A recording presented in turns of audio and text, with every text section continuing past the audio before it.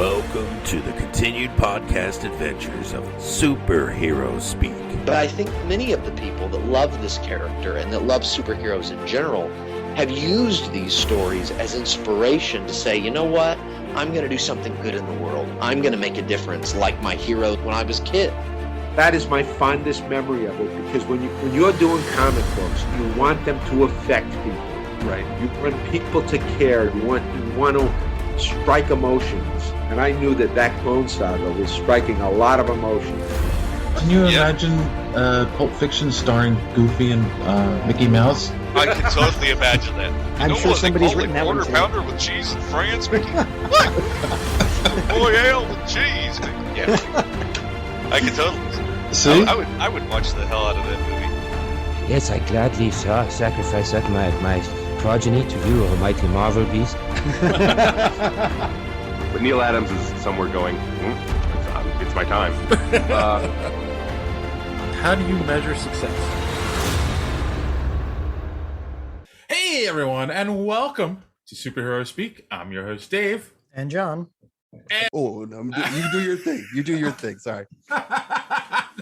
already stepping on me. No, and I get it. You're used to doing on your show. No, it's my job to step on him. Sorry. So JD is off this week. He didn't do his homework. Let's put it out there. He had other priorities, so he was not able to see the movie yet. And so, of course, we went to the Geek World All-Stars bench and pulled one of the funniest men in podcasting, the only Random Randy Savage from Cult 45. How are you, sir? I'm doing all right. That's high. That's a high benchmark to reach. I tell you, like, I listen to all the shows on the network, and you guys every week are the funniest of the group. Oh, consistently. Thanks. I appreciate that.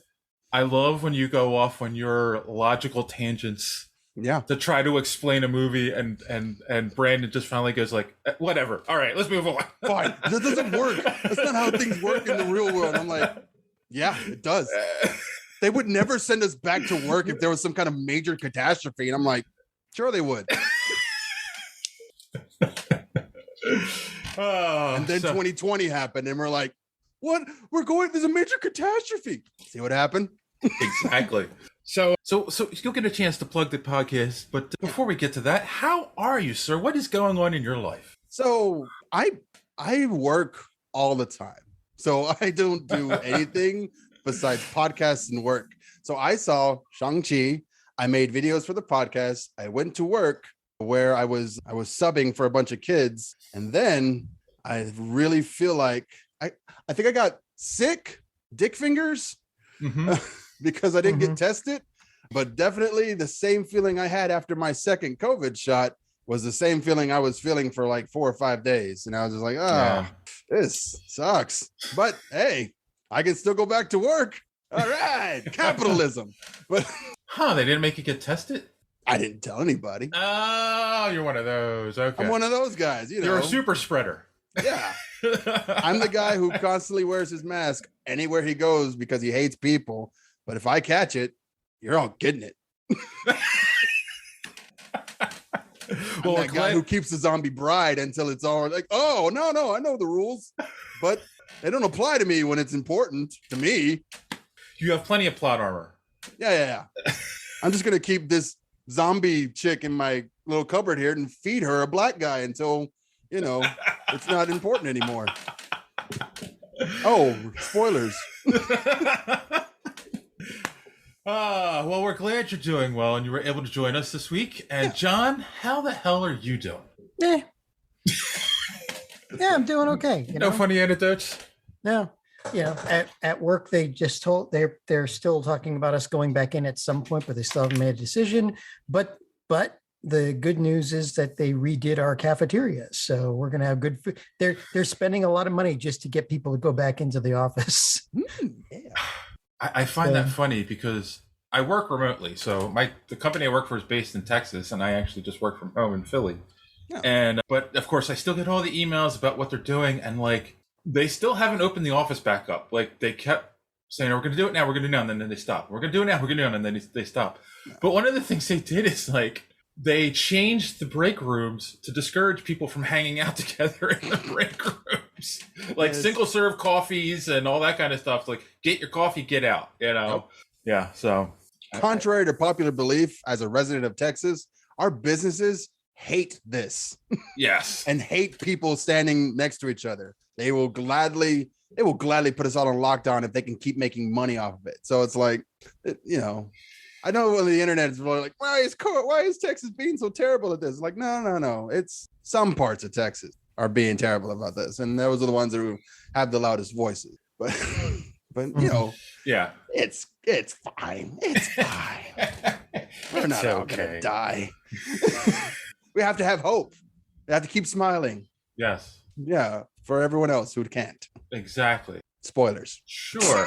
Yeah. Well, I mean, and I guess I don't really have much to report either. I did come to a realization this week, for those who listen to the show, and John knows this, of course, with everything that's happened in my life, I've been going through a bout of depression. And it's one of those, like, it was really literally this morning on the way to the gym, like, this thought hit me. It's like, one of the issues with depression is you feel stuck in a situation that you can't get out. And it's like, because of COVID, like, I feel like I can't live my life half the time. And it's like, it is not helping at all.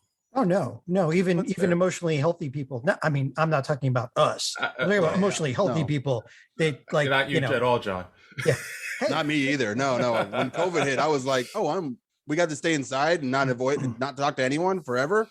I'm okay. Yeah. As long as the internet stays okay, well, I'm okay. I'm an INFJ with severe OCD, and I'm a hermit. I'm an introvert, and even I'm like, man, I really want to go to a bar.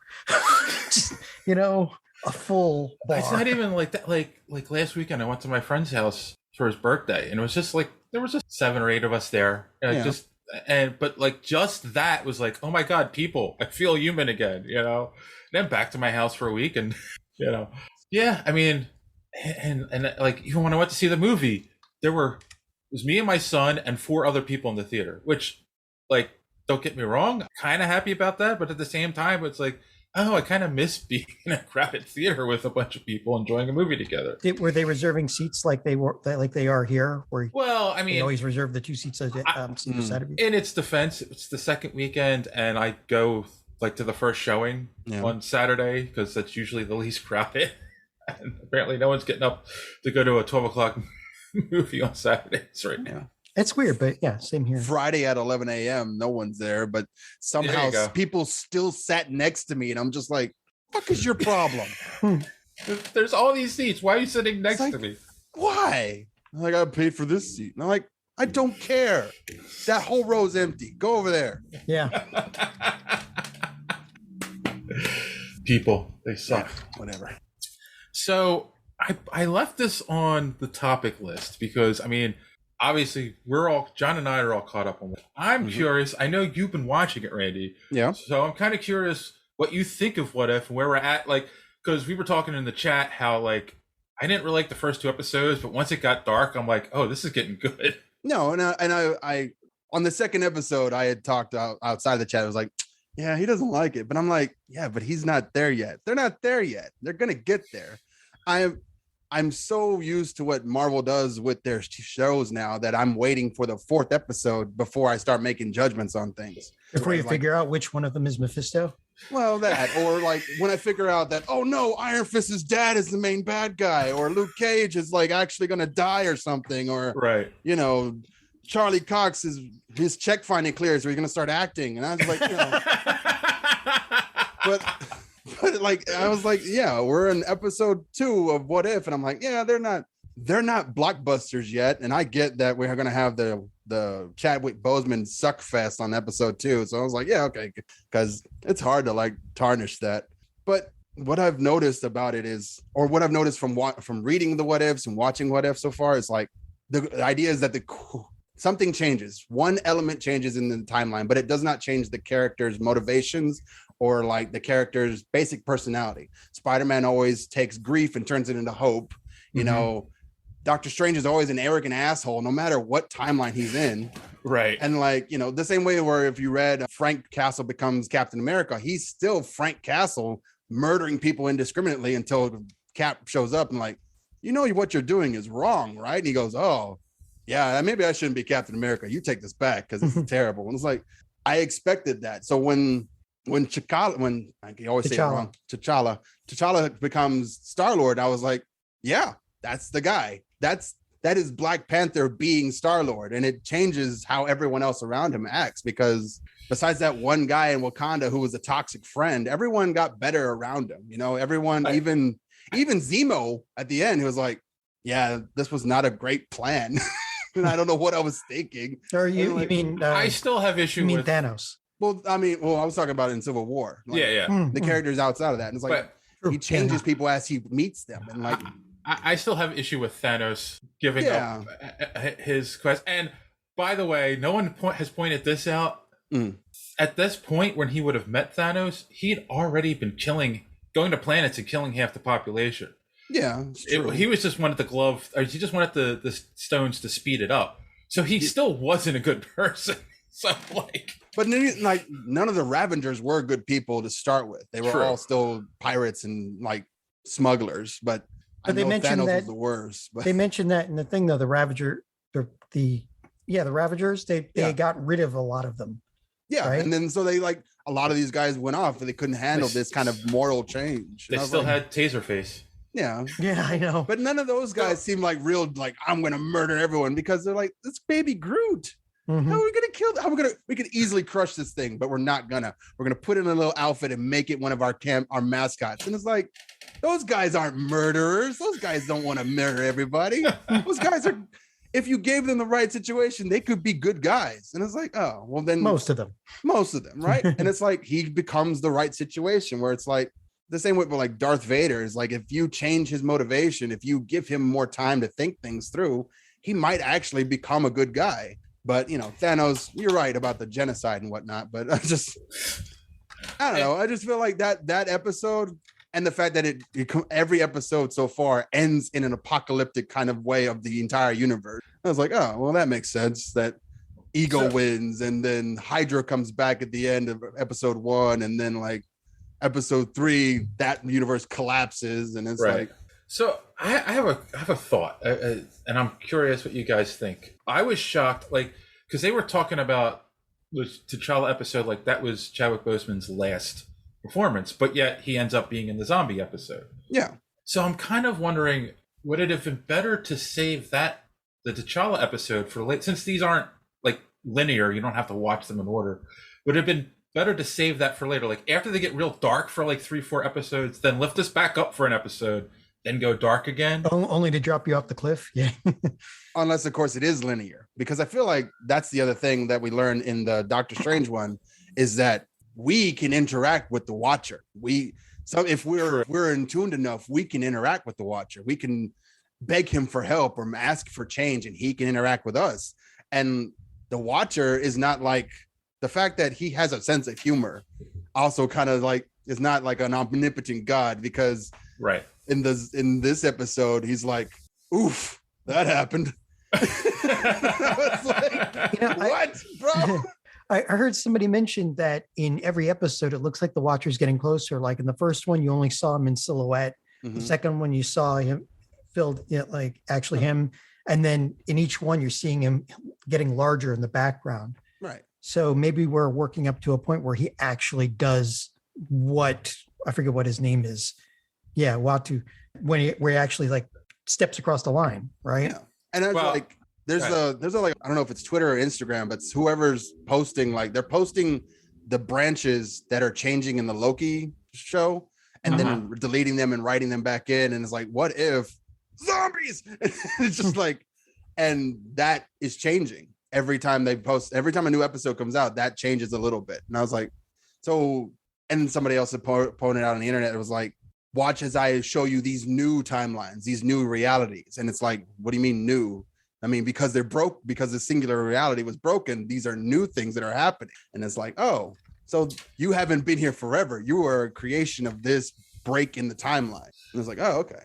So. Well, and there are rumors floating that we're going to see some of these characters come to life in Multiverse of Madness. Like there might be a Captain Carter cameo in that movie. Yes, I want that.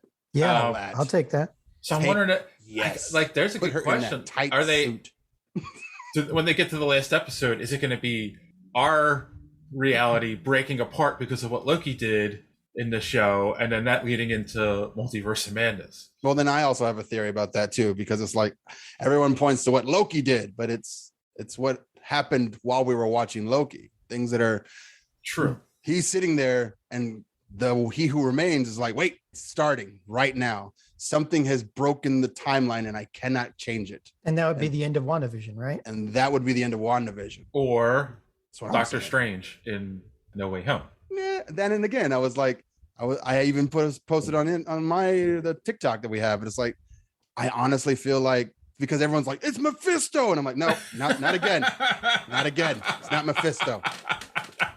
What happened was they were changing small things in their reality, creating this time bubble, and something major happened to the bubble that literally shot them out of it. And it's like, that's why, like, why does a neurosurgeon suddenly lose focus when he's trying to do something that should be relatively simple? A simple spell is what he said. But the problem was something major was happening around him, and it changed the whole timeline, freaking out. And it's like, then he had to collapse it. It's like, oh, and then like, we're going to get to the end of that thing where it's like, yeah, I completely just couldn't concentrate because Peter just kept on talking. It's not like I met this kid and drove 18 hours in a spaceship with him and like couldn't just tune him out for like the whole time. But yeah, that's what happened. No, something, because in the comics, Wanda, her power manifests so powerfully that the guardians of the multiverse felt it on Earth and were like, this is what is going on? Who did this? And they're like, we got to go kill this broad because she's breaking everything. Right. And she is a Nexus being. So right. She's consistent in all the universes. So yeah. And that's right. gonna be fun. Yeah. I mean, this is what I do. I put my lab coat on and I was just like, yeah, this makes more sense if I put it in this perspective. And like, oh, plus, you use all the stuff that you read and whatever, and time travel, whatnot. But yeah, zombies. No. All right. Speaking of zombies, don't have much social media madness this week. Oh, thank God. I mean,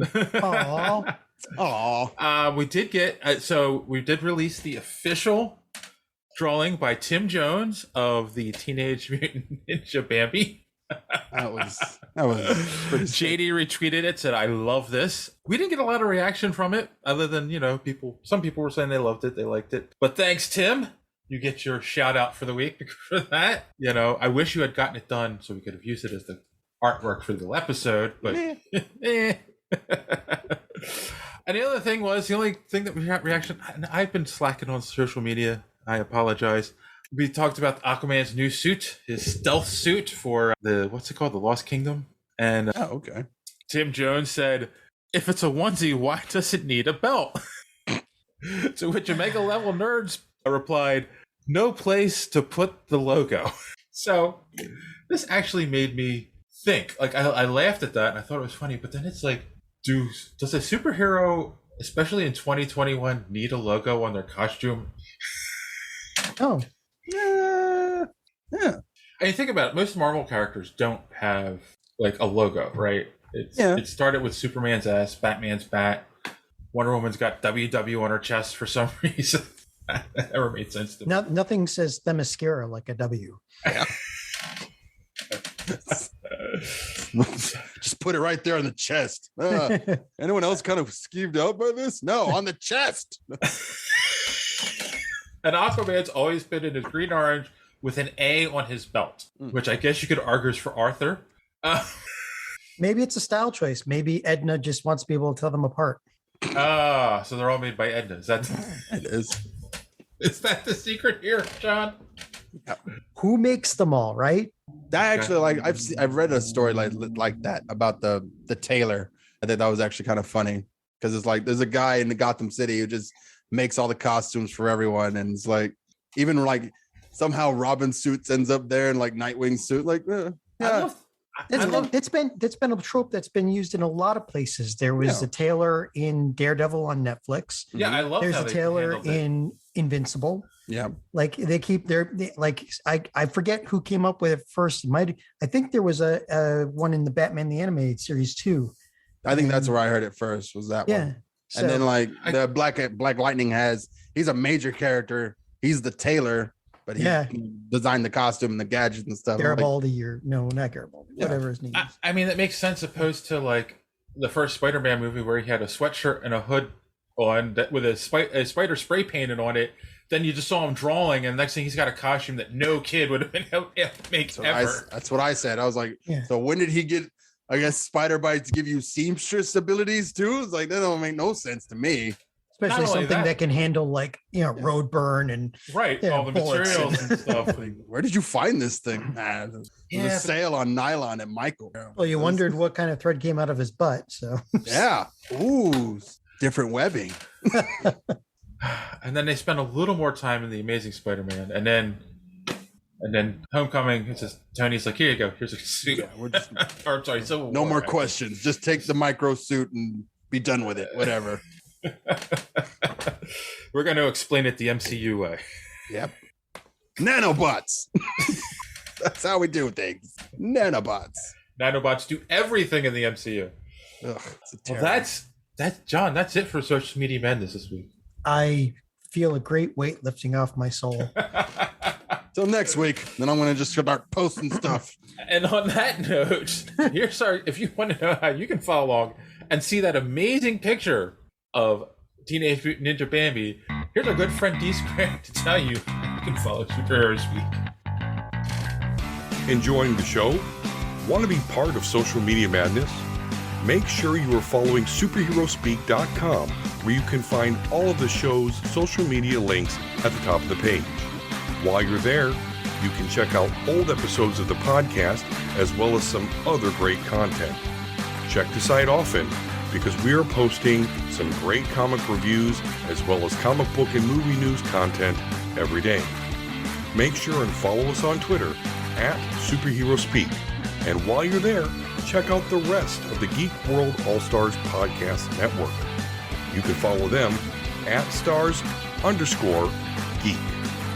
The Geek World All-Star Podcast Network include great programs such as the Pop Prison Power Podcast, Cult 45, So Wizard, Fans on Patrol, the Gorilla Brain Podcast, and of course, Superhero Speak. Search for #GWAllStars. You will not be disappointed. Now it's back to Dave and the boys on Superhero Speak. Thank you for that, Don. Don't forget to check out the Omega Level Nerds podcast, available on YouTube and wherever podcasts are available. And while we're here, Randy, why don't you tell the people where they can find Cult 45? Sure, why not? So I am Randy Savage of Cult 45 Podcast. You can follow us on Twitter and Instagram at Cult 45 Podcast. Subscribe to our YouTube. You can also follow us on Twitch and all of your major podcasting apps at Spotify, Apple Podcasts, Stitcher, Google Play, Podcatcher in the mouth.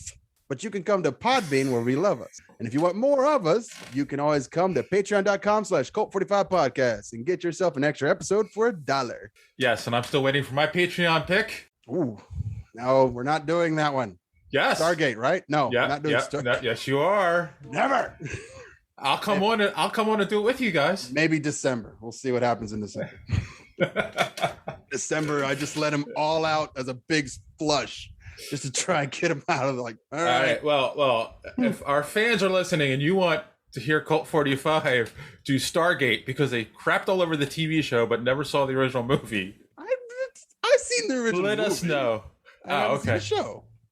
The show was awesome. I hear the show is awesome, but I just, meh. And on that note, we'll take our first commercial break and we'll be right back. After these messages, we'll be right back. All right, we're back, and there isn't a lot of news, but a lot of trailers came out this week. Of course, the big one can't hit today as we're recording this. That is Hawkeye coming in this Christmas to Disney Plus, and it looks good. I think. What do you guys think? I'll start with our guest, Randy. It reminds me of the Huntress storyline from No Man's Land, where it's like where a young and up and comer takes the mantle of something more dangerous to strike fear in the hearts of criminals around her, and then because Hawkeye's not as much of a dick as Batman in that storyline, it it becomes more funnier. It's hilarity ensues now as we try to train this one up to be more, Avengery. And I'm like, cool. I'm okay with this. I've only read this versions of Hawkeye in the Young Justice, which I know is coming because it's like you've already introduced Tommy and Billy, you've already introduced Patriot, you've already introduced, now we're introducing the young Hawkeye. And I'm like, and then you get Kamala Khan coming up soon. And it's like, oh, tell me you're not doing a Young Justice story without telling me you're doing a Young Justice story. And it's just like, come on. Yep. Oh, definitely. You mean Young Avengers? Young Avengers. I said Young Justice because that was the first thing. I was Wrong DC universe. Marvel flopping in my head. What about you, John? What do I think of it? It looks like, okay, WandaVision, a lot of heavy stuff. Yeah. And then What If, a lot of heavy stuff. Falcon and Winter Soldier, a lot of heavy stuff. This looks like, it's set around Christmas. It almost feels like a Die Hard movie. I can't wait to see it. Seriously, I can't wait to. It looked like they're gonna have fun with it, So and we didn't see. I don't think there was any scene in the trailer with Florence Pugh in it. I don't think I saw happened it later. I'm sure. Yeah, but she's in every episode, I think. So it's gonna be fun. It looks like fun. We're gonna get something like a little palate cleanser before we get back into this is what you were saying, like something that just cleanse the palate, just a little bit lighter before we get into the heavy stuff with No Way Home and Multiverse of Madness and whatever. I agree, because we're not dealing with world-ending situations anymore. It's just a simple master archer who basically was a master assassin for a while, and just really simple. So, yes. I'm wondering. This trailer has left me wondering a couple things. Like, where is the wife? Like, are they separated? Did she find out about his stint as Ronin and was like, I can't deal with that? Are you sure that should be the reaction? He loses you and he goes crazy and wipes crime off the face of the planet while you're gone. And when you come back, that's what you do. You say, how dare you? She should be impressed.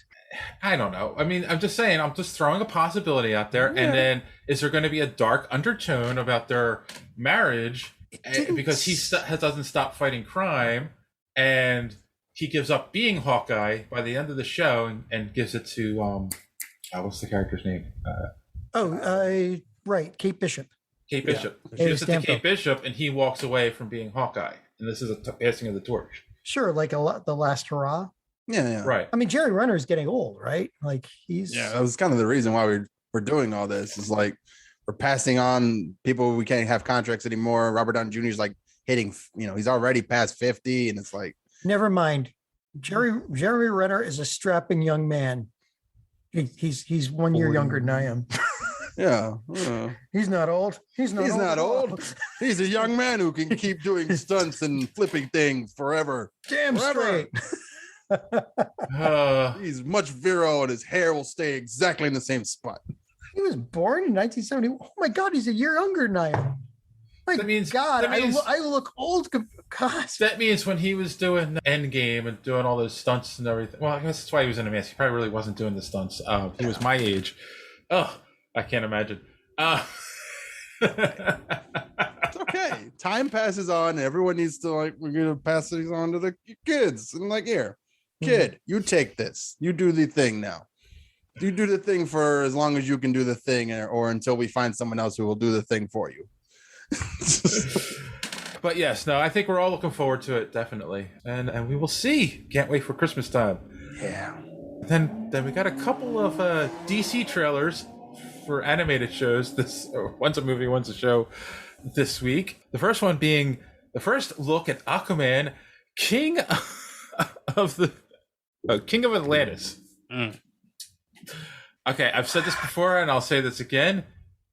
This show is not geared towards us. It's geared towards children. Obviously. You have young kids, right, Randy? Yeah, I got a boy, but he wouldn't watch this show. No, just because it's not flashy enough for him. He likes the explosions and like moving things, but like he hasn't seen regular show, which is what this cartoon is based off of, I'm sure, because it has the same what it feels style. like. Yeah, it has the same style and comedic timing, but it's just like this is. So if it doesn't trigger seizures, it's not good enough. No, it's not. It's boring. It's boring to him, but it's like. I kind of have this itch in my neck now where it's like, yeah, instead of doing like adult themed shows with superheroes like Titans or, making something else, like maybe like working on that Booster Gold or Blue Beetle show that they're talking about, we're going to stick all the minorities on HBO Max. But first we're going to have a cartoon that we can sell toys on. And I'm just like, all right, let's see what you're doing. See, I know what you're doing, capitalism, but I don't like it. Well, I've told this story before too. I'll never forget. My son was like 6 or 7 when Teen Titans Go came out, and like I'm flipping around on TV and I'm like, ugh, But then he's like, he's watching it. And he's really into it, and I'm like, oh, now I get it. This isn't for me. This is for him to sell. Get him interested in comic books and interested in the toys. But. I could be wrong because Teen Titans Go had that movie where they went back through time and then they had to watch Bruce Wayne get his parents murdered and they had to do it again. And I'm like, here, what? Blah. All right, he's Batman. Moving on. And I'm like, you guys, what? But John, Yes. you and I are closer in age. Randy's a little younger than us. Mhm. We grew up in the time of G.I. Joe, Transformers, and He-Man. Like, they weren't like kiddie like this. Like, what happened to? No. Even like the Bugs Bunny ones are Looney Tunes, Tiny Toons, even Animaniacs. Like, there's an element of silliness to it, but you scratch the surface and it goes way deep. Even the old stuff, but like Bugs Bunny, that sort of stuff. So I don't know. I think you need to. Kids are smarter than that, and I mean, if it's really, really flashy, you can hold their attention, but you can also hold their attention with much better material. And I'm talking as somebody who I never got into Teen Titans Go because I saw Teen Titans, the original, and way better, way more deep, much better, like actual storylines. But it didn't sell as many toys. Yeah. Well, again, the market back then was much different than it is now. Right. I've always been in this market, but there are a lot of people since Marvel jumped in with the MCU that are now where I am, where they'll see something like that. If it's really good, like Teen Titans or the Titans cartoon, the actual Titans animation. Not Titans, Young Justice, and they'll buy stuff, and again, little kids, they have to control their parents into buying it. Us, we have liquid cash, right? We are more likely to buy much more expensive, kitsch. So I don't buy any toys. What are you talking about? Yeah. I don't buy toys. I buy DVDs. I buy collectibles. Yeah, I don't know what you're talking about, Dave. I don't know why. What are you talking about? So I mean, like, they're all collectibles. Yeah, they're action figures. Yeah, that's it. They're dolls. Leave me alone. So I mean, like, I don't know where this dumb down is coming from, or maybe it's because of Teen Titans Go was successful, but they're not all going to be like that, Hell, even Powerpuff Girls has much more of a storyline and some darker tones than this crap. Seriously. Yeah, I don't know. It could also be an executive thing. I feel like a lot of these ideas come from people who don't have children, who don't interact with other kids, who just make an idea like, okay, kid version of Aquaman. They'll love it. Who cares? And we can make all kinds of merchandise around it. And here's the thing: Justice League Action that had a deeper storyline in it, and it covered some dark stuff. Like, Booster Gold was an idiot in most of the episodes until you saw him in an episode where it followed him around behind the scenes, and holy crap, he gave up his life. Like, to save the universe. It's like there's just so much you can do with these things. They don't have to be just stupid. Yeah.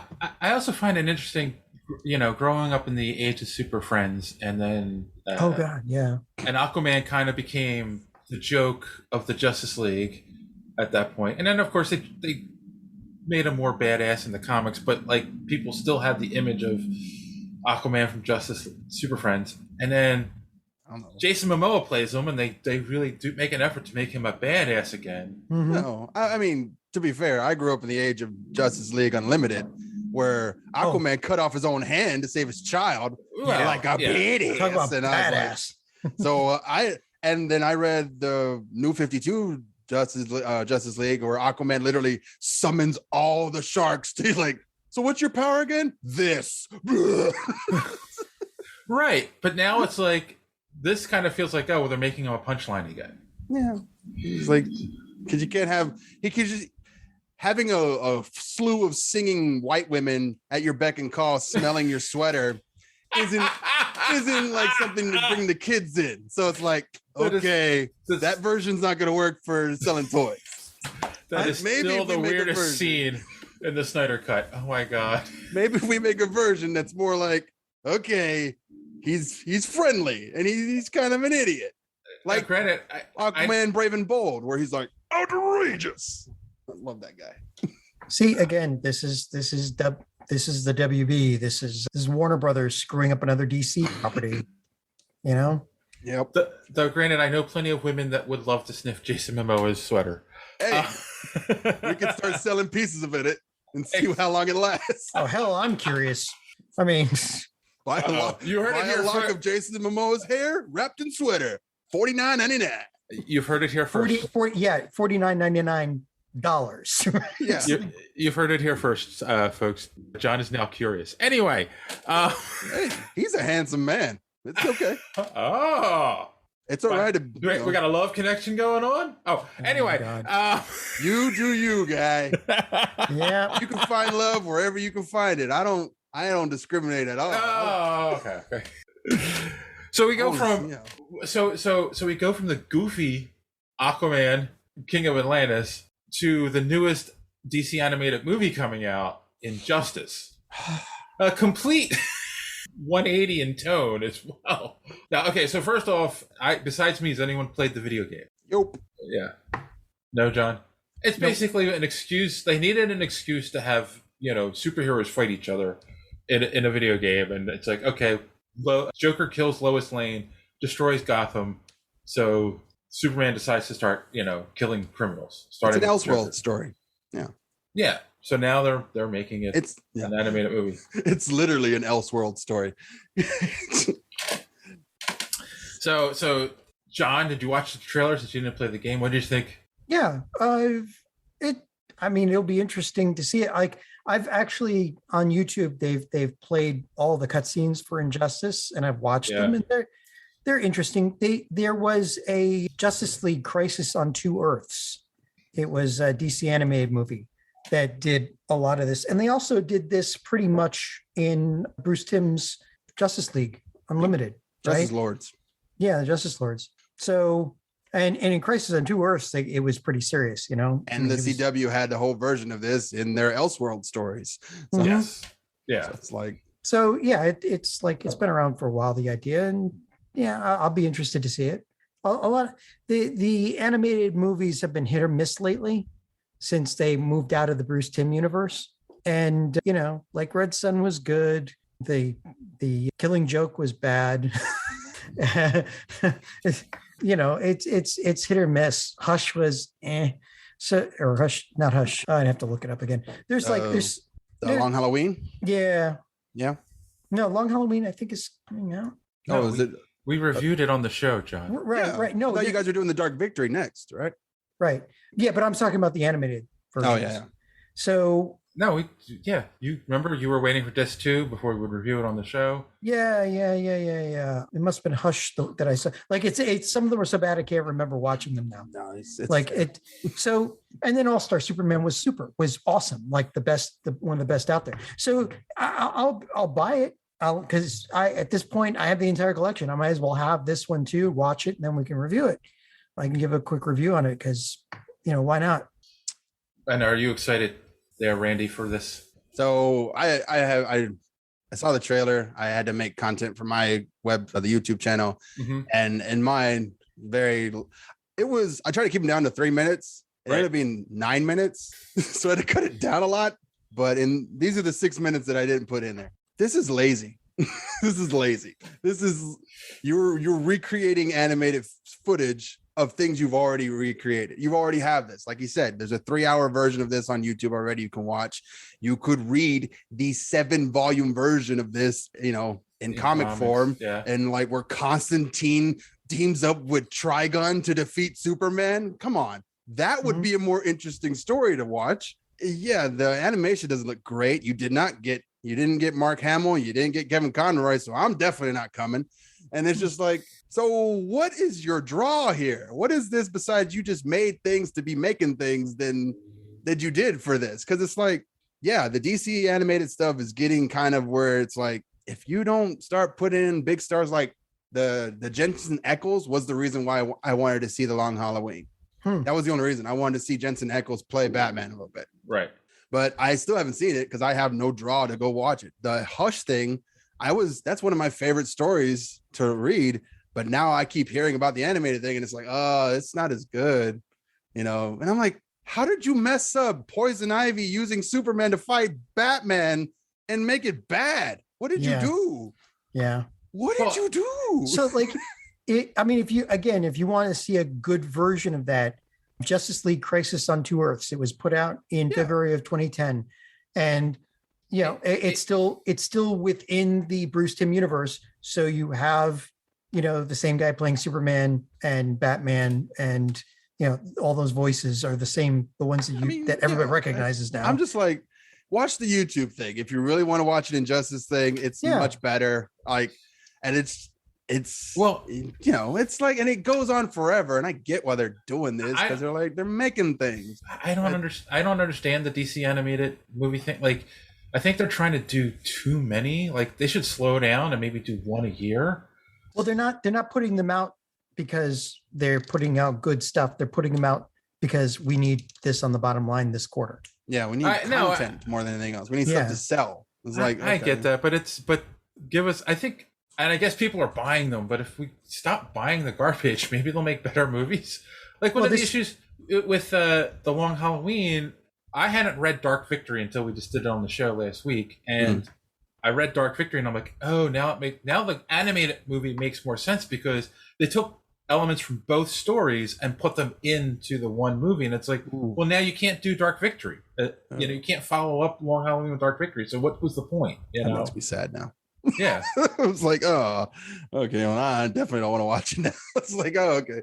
And like the Dark Knight Returns, I actually read the book. No, I watched the show. I watched the animated movie first, and then I read the book, and I was like, okay, I like the movie a little bit better because it goes faster. There's a lot less fat on it, and it's like, okay. But now that and I feel like that they could do that. They could, like, if they made a version that's leaner and faster than the book, then maybe it will work out better. Rather than like, we're doing an Injustice thing and nothing else has changed about it from the video game to the actual movie that we're making. We didn't bother to, we could have just done a CW Injustice thing. We literally could have done that. Why not? Yeah. We got the really handsome dude who plays Superman. He could have done it. We could have put in Mark Hamill as Joker just for giggles, and then he's barely there. And he dies. Yeah, I don't know. And we've talked about this on the show a lot. I don't know. DC doesn't know what to do with Superman anymore, and it's a shame. And they try to make this argument like, oh, you can't have someone that's just good anymore. It's like, they're still kind of doing that with Captain America over at Marvel. Like, they tweaked them a little bit, but he's still basically the same character. Look at Chris Evans' portrayal of him in the movies. It's like, that is Captain America. You can do it. Like, they're proving it. Like, you don't need a dark Superman. You don't need him evil. I just always said, it's like, if you're going to create a Superman character, a character is like God, you have to give him problems that he couldn't just punch. So it's like, you got to create a lot of problems for him to be like, all right, well, Lois needs milk. And then, all right, well, I got the milk. It's done. And it's like, well, now we like, there's a whole comic about Batman, Superman, Lois, and Catwoman going to the carnival, right? And I would watch an animated version of that. Just those guys hanging out doing things. It doesn't have to be a big catastrophe. It could just be a normal date. And then having the conversations in between where like Lois and Superman are talking about Batman is like, man, I don't know what his problem is, but I'm really worried that he just might snap one day. And then you cut over to Bruce and he's like, I'm really worried that this godlike alien might snap one day and kill us all. And it's just like, right. And then they meet, and then Lois and Catwoman shake hands, like, "Hey, how you doing? Oh yeah, I know you. You're an intrepid reporter, and aren't you a famous jewel thief?" And it's like, "Yeah, cool. Let's go hang out with our boyfriends." What am I watching? And they're like, at least it would be different than just punch, fight, giant fight thing, and laser eyes, and then we're done, right? We all go home. But I don't know. I want to see more human stories with these godlike characters, which would make them more interesting. And that's why All-Star Superman, that animated movie, was awesome. And they already did the one where the two of them are looking at each other going, I'm worried about the other guy. It's called Justice League Doom. It was put out in 2012. And it's another one of the best ones they put out, where somebody steals all of Batman's protocols for handling each member of the Justice League and starts putting those protocols into use. There's a lot of that back and forth too in the comic where Public Enemies, where like literally you're hearing the inner monologue of Superman and Batman, and it's like, yeah, but sometimes I forget how strong he is when he's weak like this. And it's like, he's so heavy on top of me. And it's like, are you all right, Bruce? It's like, yeah, I'm fine. Jeez, Kryptonians are fat. They're dense. They're dense. Yeah. We're dense, Clark. Leave me alone. Don't body shame me. But just to put a pin in the fact that WB doesn't care about quality control these days and is just putting out crap. Batman Ninja, one of the absolute worst things ever animated. Period. End of story. I missed that absolute one. No freaking sense, no plot line, and just insanity at the end. Like, it's an excuse to do an anime style fight with Batman and Joker. Not even that. I mean, it was literally Transformers in the Edo era of Japan. Like, it was so stupid. And like, I like all animation. Even the bad stuff has got some quality to it. That thing, I am sorry I ever put eyes on that thing. It's the only one I have in my collection. Yeah, that, I put face down. Thankfully, I didn't buy it. My brother, he loves that kind of stuff, and he loves Batman. And he loves the DC movies. So, he ran out to get that, and he's like, "This is terrible," and he let me borrow it. And I'm like, "You're right. This is terrible. This is garbage. What did you do?" I'm like, I did nothing. They made this. This is garbage on their side. And I supported it. I bought it. Oh God, why did I do that? Well. Moving on. Speaking of garbage from Warner Brothers, I mean, we'll see. Yeah. We had a wonderful movie come out in 1999 called The Matrix that changed filmmaking forever. Yeah, it's too bad they never made a sequel. And then they had would have been nice. Then they had two movies that came out and destroyed the trilogy. I don't know what you're talking about. You're forming words, but they're not making any sense. Not in this universe. This place. Keanu just became an action star of other things. Yes. So the trailer for Matrix Resurrections has now come out. So we got our first actual look at this movie. I'm going to hold my opinion. I want to hear you guys first. So Randy, what did you think? So again, I had to make a 3-minute video about the Matrix for my YouTube. 3 whole minutes. Oh man, 3 whole minutes. So now I have this 10-minute video that I need to cut down to 3 minutes. So what happened was, and we had a whole 3-episode arc with Montego.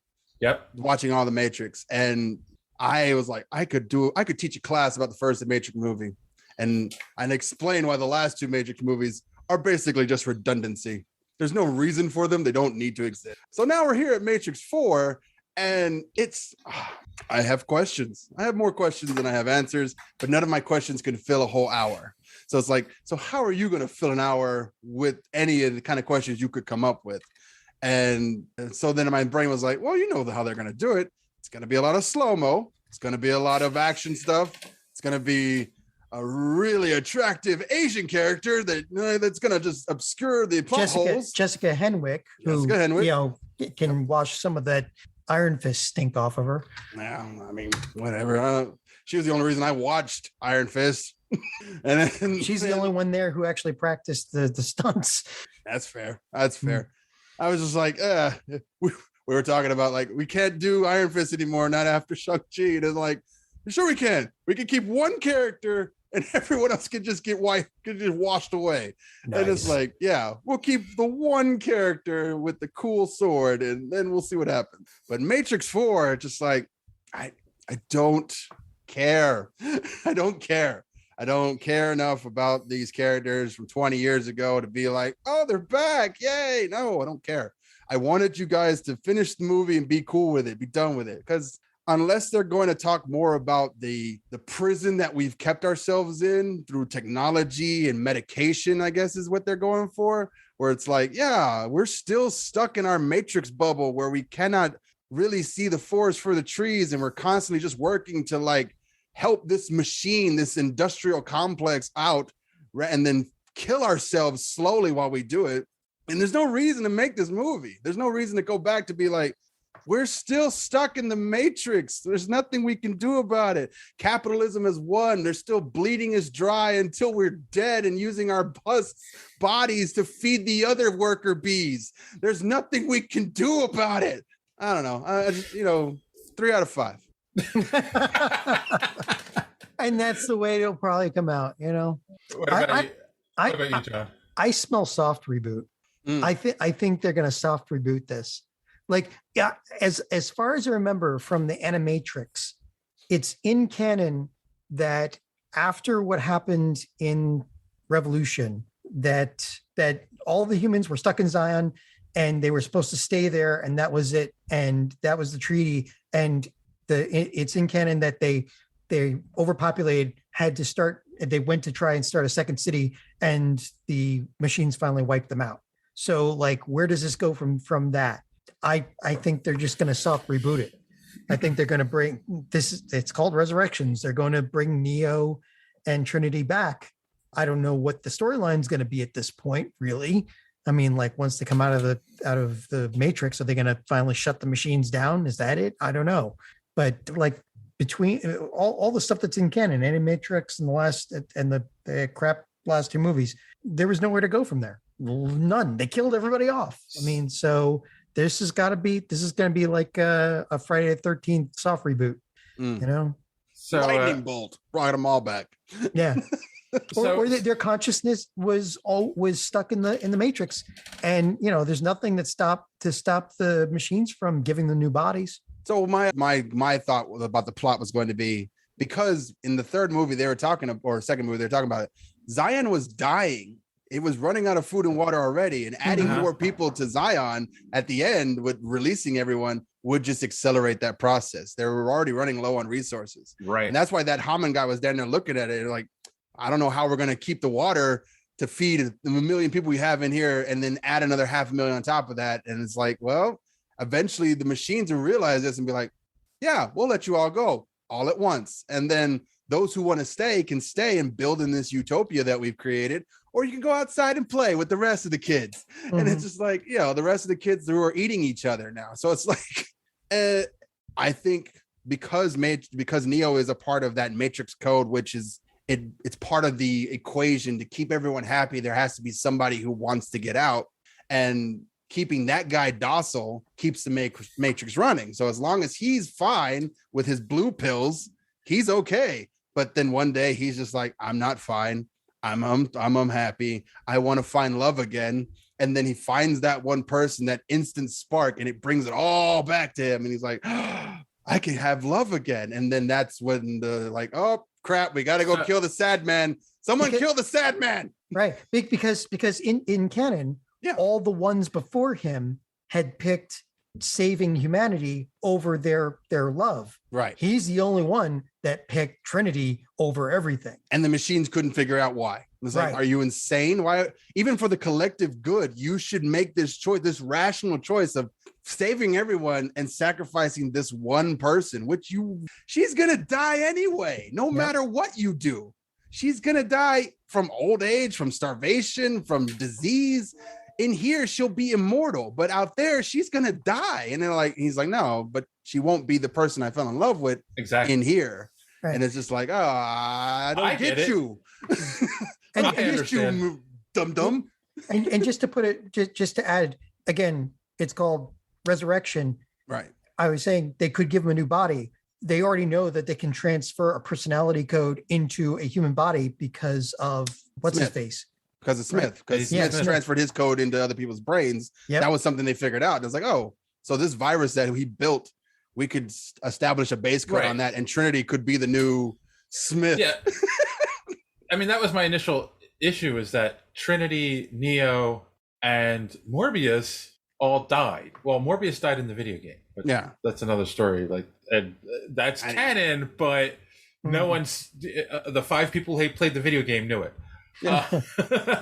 Which it makes it interesting that they brought the same actors for Neo and Trinity back, but got a newer actor for Morbius. I guess Lawrence Fishburne was like, this is too much for me. I'm not coming back. Yeah, he's like, after John Wick, I'm not doing another John Wick. It's John Wick with magic powers. And I was like, I don't care. But my real impression from this is Force Awakens, you're trying really hard to capture the magic from that first movie and kind of excuse the other two and bring us back to point zero that we were at the first Matrix. And what is the Matrix and blue pill and red pill? And it's like, we've already gone down the rabbit hole. We don't need to go down the rabbit hole again. Well, that's what I'm saying. It's probably just a soft reboot. They're gonna bring that magic back so you start feeling good about it, and then we'll find out what they do after that. That's what the pill is nostalgia. Yeah. Follow the nostalgia. I also don't understand, they got rid of the green tint aspect of when you're in the Matrix. That was a big thing about that movie, and now it's just nah, we're gonna get rid of that. You don't have to feel uneasy in the Matrix anymore. Yeah. But then I think it was more about because that green tint represented that screen that you always look at, being stuck behind that screen. But now with everything's bright and shiny and super HD, and that cloud sign, it doesn't, as somebody said online, it's it looks too clean. And I'm like, of course it does, because it's a simulation. It's supposed to be clean. It's supposed to be straight lines and perfect graphics and stuff like that. And it's everything looks awesome. Everything's perfect. Everyone's on time. Nothing's wrong. And it's but there's something wrong with this. Why is everything so perfect? Yes, that's not how life works. It's not how life works. Zombies. Zombies. That's how life works. Well, I don't know. I have to see another trailer to see if it changes my mind. But at this point, I'll just wait for Netflix. Yeah. 3 out of 5. Well, on that note, boys and girls, we'll take our last commercial break, and we'll be right back with our main topic. After these messages, we'll be right back. All right. Here we go. We're a week behind all the other podcasts, but so par for course for us. Yeah. But Randy doesn't get to talk about new movies on his podcast. Only on our Patreon at patreon.com/cult45. I was about to say, unless it's on their Patreon. But on the main show, you guys talk about cult movies. Yeah. Sometimes it's questionable how cult it is, but I like to pick movies that people be like, oh yeah, I remember that. And then that's the reaction I look for. You guys seen Equilibrium? And oh yeah, I remember that one. That's as far as I want to go. More than anything, you never thought about this movie until someone brought it up. And I was oh yeah. So if they come out with a new movie about Jonestown, you can do that because it's a cult? Sure. We'll do that. That'll be something that'll get movies about numbers. Cults. I like that. Yeah. About cults. It's really bad because everywhere else is Cult 45, make America great again. And I'm just it's not our style, guys. If anything, we're the exact opposite of that. But we're not here to talk about Johnstown. We're here to talk about Shang Chi, the latest of the Marvel movies. So far, as of this recording, 257.6 million worldwide box office. Including China. Right. That's not including China. It's apparently not coming out in China at this point. And it has a Rotten Tomatoes score of 92% from the critics and 98% audience score. Nice. And of course, we polled our audience on this, and we asked them what they thought. We gave them 4 choices. I said, loved it. It was okay.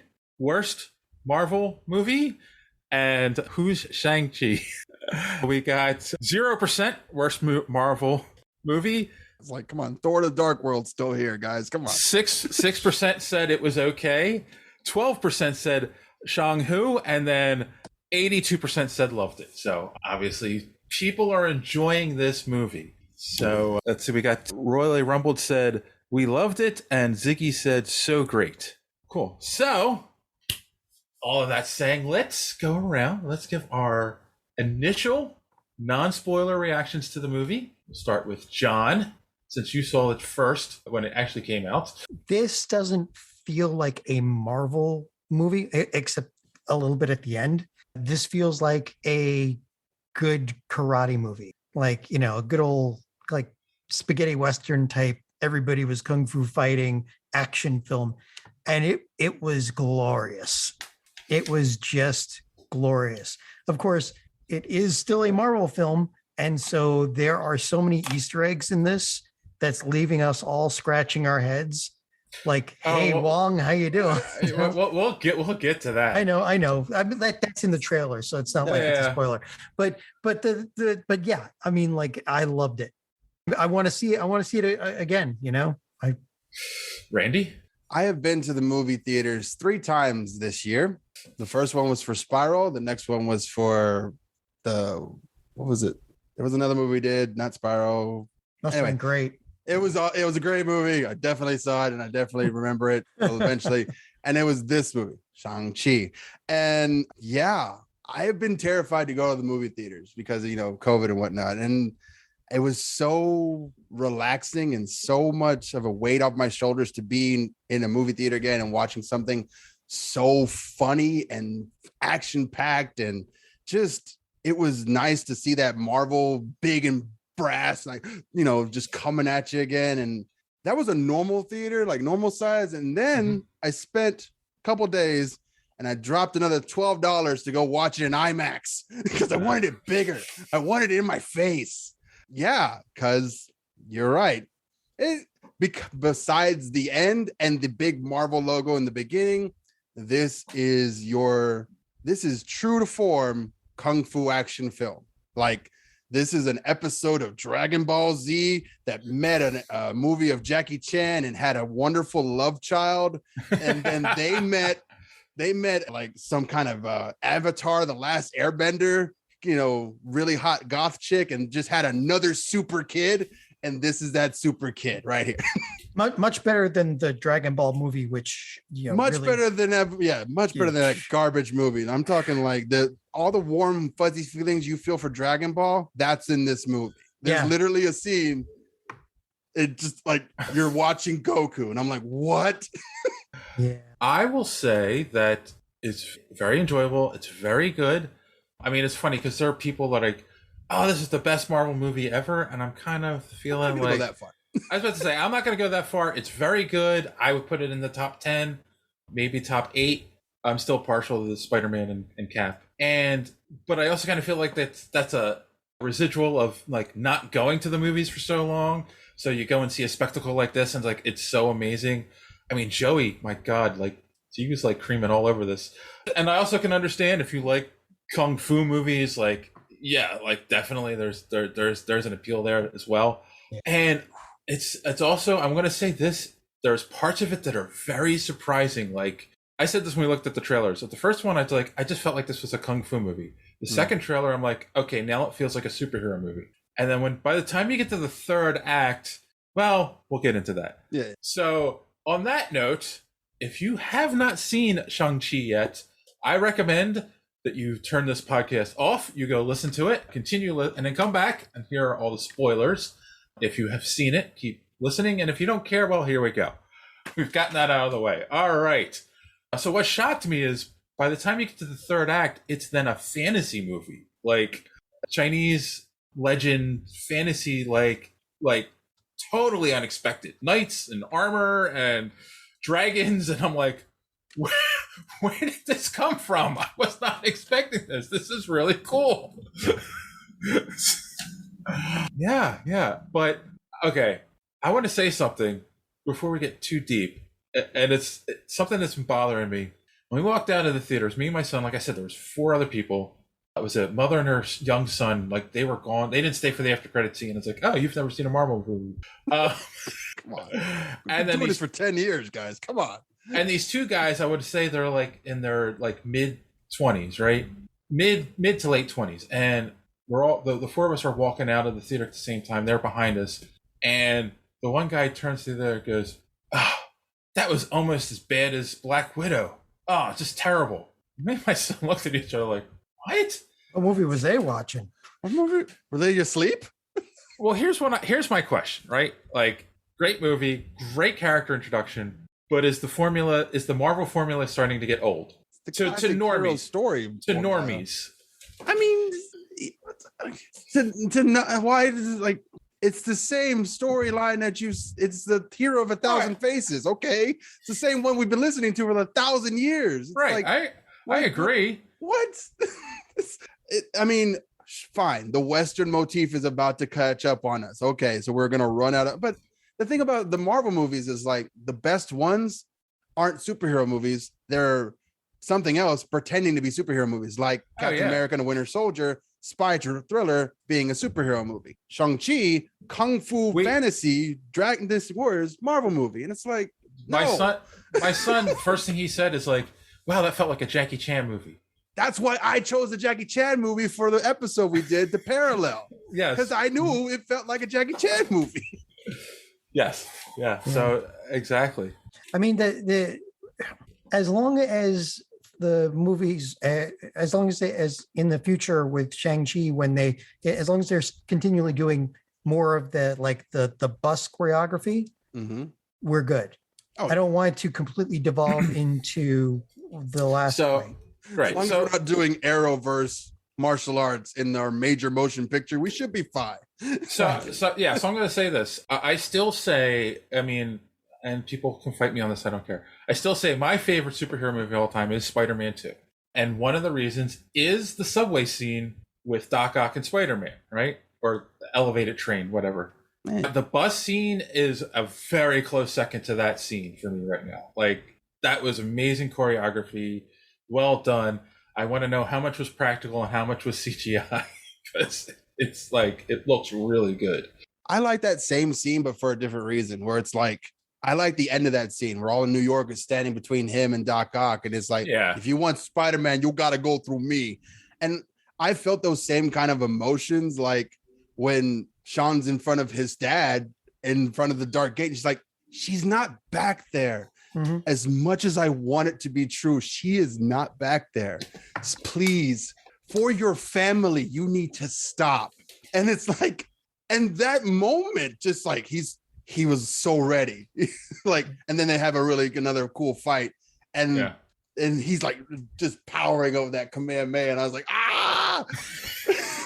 and good for Marvel on getting a good villain. Oh, like, their villains are getting much better. Like, you know, we felt for the father. Who's the villain?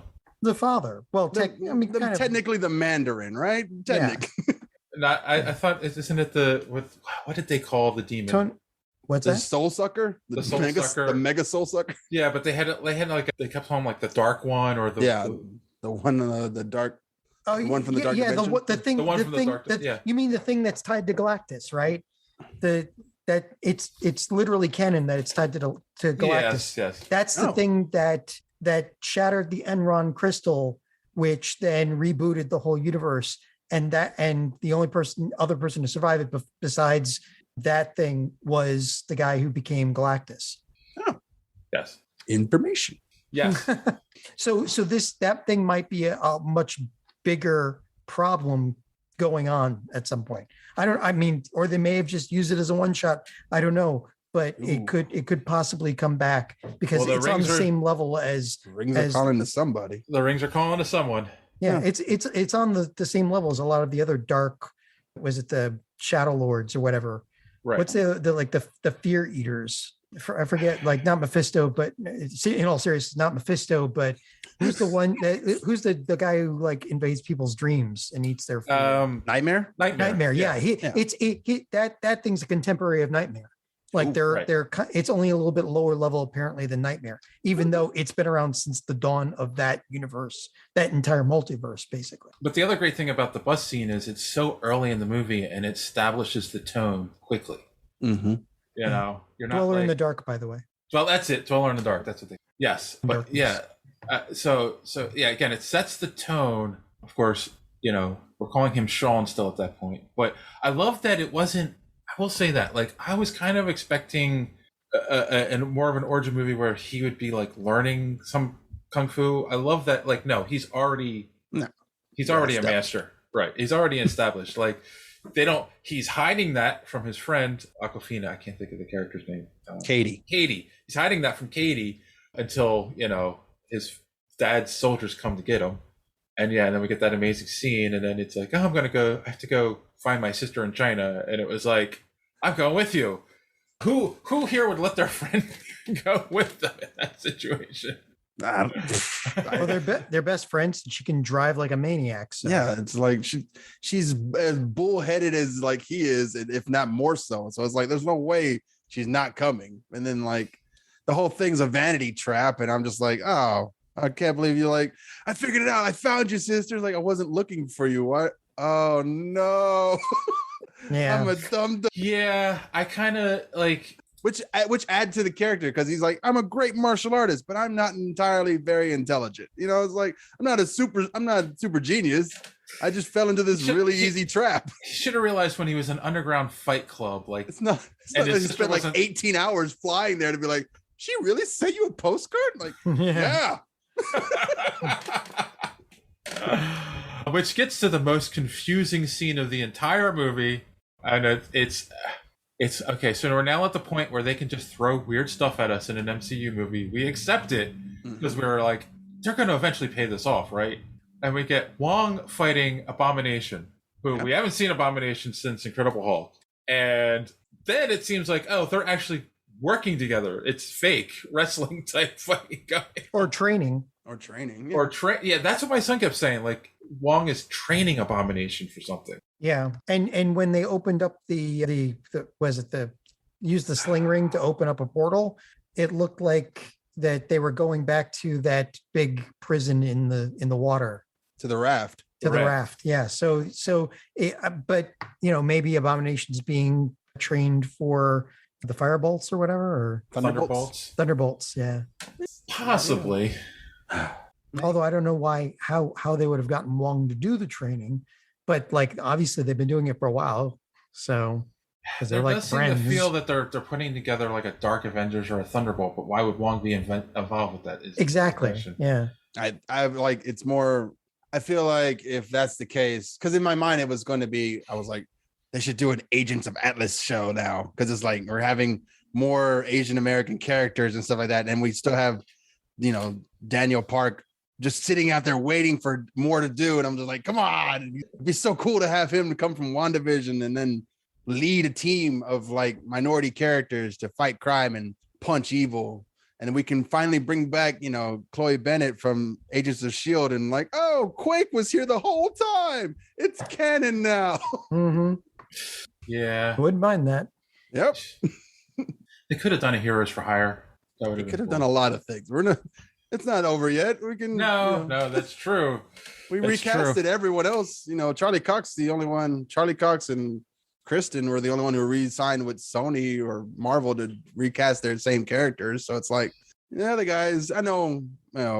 Michael Coulter is doing Evil season 3 now, where he gets to bang the cute one, and I don't know what else. What's his face is doing, but I don't care. But it's like. Michael Coulter was like perfect as Luke Cage. He was. I was like, it's okay. And I say this as a straight man. He's a beautiful man as well. Like, right. I don't think they're going to find another man that meets his caliber. But what do I know? We'll see. Yeah, but like, and here's the thing I'm confused on, and we can spend hours talking about that. Is that supposed to be the same Abomination from the Incredible Hulk? Because they changed his look a little bit, or is it A-Rod? It is the same one. I'm not A-Rod, A-Bomb, not A-Rod, A-Bomb. No. Everybody's been saying it's the same one. It's the same one. Okay. Mostly because like Tim Roth is uncredited in this movie as the Abomination. But all he did was growl. So he got a paycheck for it, so it counts. Hey, if what's his face gets a paycheck for Groot's voice, right? Like, yeah, Ben Diesel can get Groot. Yeah. Yeah, and then they just leave. Yeah, it looks like you're right. It does look like they're going back to the raft. And I'm like, that wouldn't be cool. I forgot about that. This better pay off. And the funny thing is, like, if you on YouTube, there's a channel called He How It Should Have Ended, and in every one of the Marvel movies, they do like for a lot of movies they do How It Should Have Ended, right? And all the Marvel movies, Wong is always Wong is the one that saves the day every time. Yeah. Like, and if you think about it, he could have like won every battle, just like, mirror dimension or cutting people in half with a portal or you name it. Like Wong could have won. Yeah. He could have gone to Wakanda and just mirror dimensioned the entire army there. Done, So it's just like in the end of every he's like, mirror dimension, Wong. and then he rides off to the sunset. Yep. So it's like, I'd watch a whole thing with Wong. He's cool. Mirror dimension, everyone. Wong. All right. Back Wong. Back to Shang, and then so of course he gets tricked into fighting, and then ends up obviously. Who saw this coming a mile away? He fights his sister. It's a minor scuffle. It's a Marvel movie, this. It's how you get exposition out of the way. They can't just sit and have a cup of coffee. They're gonna have to do something. So it's like, have them put them in a fight, and then they can talk to each other about why their feelings are messed up. It's like, okay, that's how we save ourselves some time. Yes. At some point, some movie's gonna be like, and then the next scene is they sit down and have a cup of coffee, and just like, we're inverting your expectations. I think I might write that. That's actually a good idea. Of course. Oh my God. Why is my brain is blank tonight? His sister's name. Her name is Xialing. Xialing? Yeah. Xialing. Xialing. Okay, so she obviously wins, because it's her fight club. He hasn't fought yet.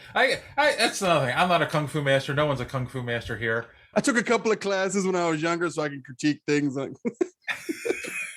We're probably all cheeseburger masters, but like he hasn't fought in 10 years. Like, that's one of the things that kind of got me. It's like he was practicing every morning though. They showed like when he woke up, the first thing he did was he's not really trying. Is the other thing too? Is like he's really just trying to get like, no, I'm not fighting you. I want to talk, and she's like, I'm not talking. I'm kicking you in the face. Yes, brothers and sisters, and siblings. So she wins, they go off, and then we realize that it's a trap, and we get a scene.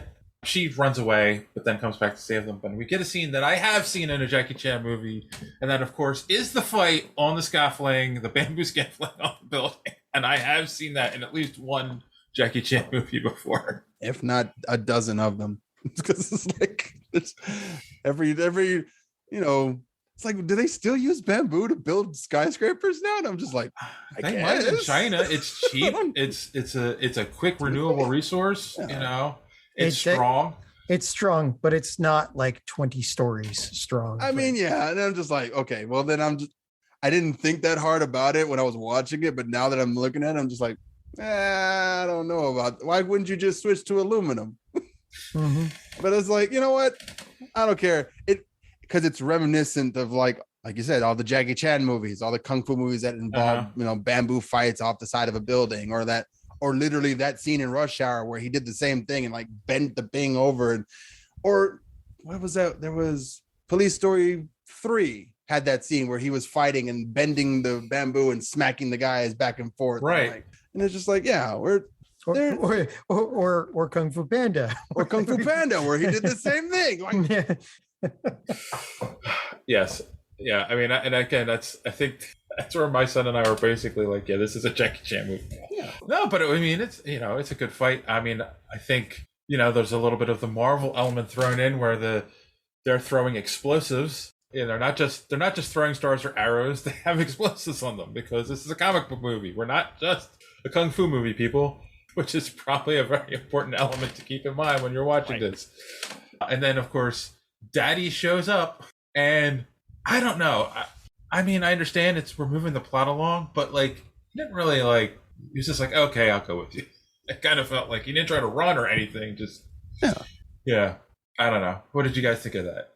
Well, that's the thing. They picked a villain who, he had emotional ties to the main character, and has a backstory, and it's kind of a tragic backstory, including the raping and the pillaging.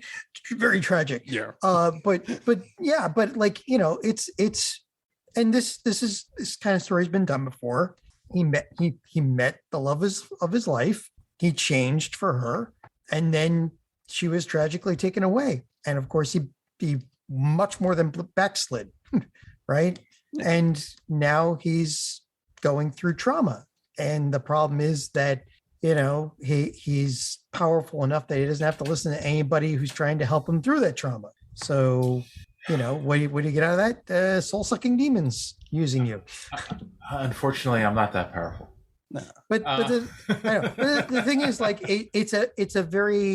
it's a villain that's very relatable, which makes a very good foil for Shang Chi. Yes, and he's not a chicken dish. Yeah. Which that's one of the things that kind of bothered me, because obviously they wasted the Mandarin for Iron Man 3. So well, no, they didn't. They've made it canon now where they took him. They went and got the guy. It made more sense now after this. And that was the other thing about this movie is it retcons a lot of things where it's like the 10 rings, they were a thing. They were a thing here, and then they stopped being a thing somewhere in 96. But then by 2006, when Iron Man supposedly takes place, that they're back. That was somebody was kidnapping Tony Stark while he was in that cave, and it was the 10 rings, the original, Beatrices. And Sean goes off and does his mission at age 14, which would be somewhere near 2010. So not that far along. Right. So it's we had this discussion on Patreon. It's like, is it the real 10 rings, or was it just a faction, or just something? I honestly believe it was this guy, not the Mandarin, but an organization so powerful that they could kidnap a billionaire and hold him for ransom. And it's that was the idea until they're like, fine, kill him, and then I'll give you all the weapons you want. And he escapes. And it's just oh, damn. Now what are we going to do? Yep. We created a superhero. That sucks. Apparently they created two. Yeah. And it's there was a part of me that wanted to see this guy come back, Su Win come in and try to get rid of the Ironmonger, and nope, he's got it. And then he walks off. It's nope, he's got it. Yeah. I don't even have to get involved. I can just stay in the shadows. It's whatever. But having this character who not only is going through, because Marvel's doing a lot with grief lately, where it's people who are suffering, people who are having trauma and stuff like that, people who are losing people in real life, and now they have to deal with that loss in their own way. And it's just Marvel's being good about showing what happens when you let grief and trauma extend into obsession, into into not letting go, not moving on, or trying to deal with it, being letting it process into something that you can use, a problem. That dark energy becomes something that you can use for positive good, something like that, rather than just festering and boiling and it's in my head and she's talking to me and now I have to go kill things. Basically the John Wick effect. Yeah. Yes. I keep saying I'm one lab accident away from becoming a Marvel villain. Or super suit. You just need to, Well, that'll work too. Yeah. Or just a meteor of cool rings need to fall from the sky, and you're like, yes, the rings that we don't know where they came from yet. Yeah. Or who they came from, or when what they part came of from. time. What part of time they came from he who shall remain. Named. But then speaking of what has been named, but who have been named, But speaking of Iron Man 3 and the Mandalorian, then we find out that Trevor is at the compound. Our Mandarin from Iron Man 3, and oh my God, what's the name of the little guy? Maurice.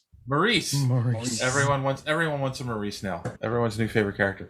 Those are technically in Chinese folklore. They're creatures of chaos and cause trouble, way more trouble than Loki could ever have, wanted to. Well, Maurice was very helpful in this movie. Yeah, I know. Well, he just wanted to go home.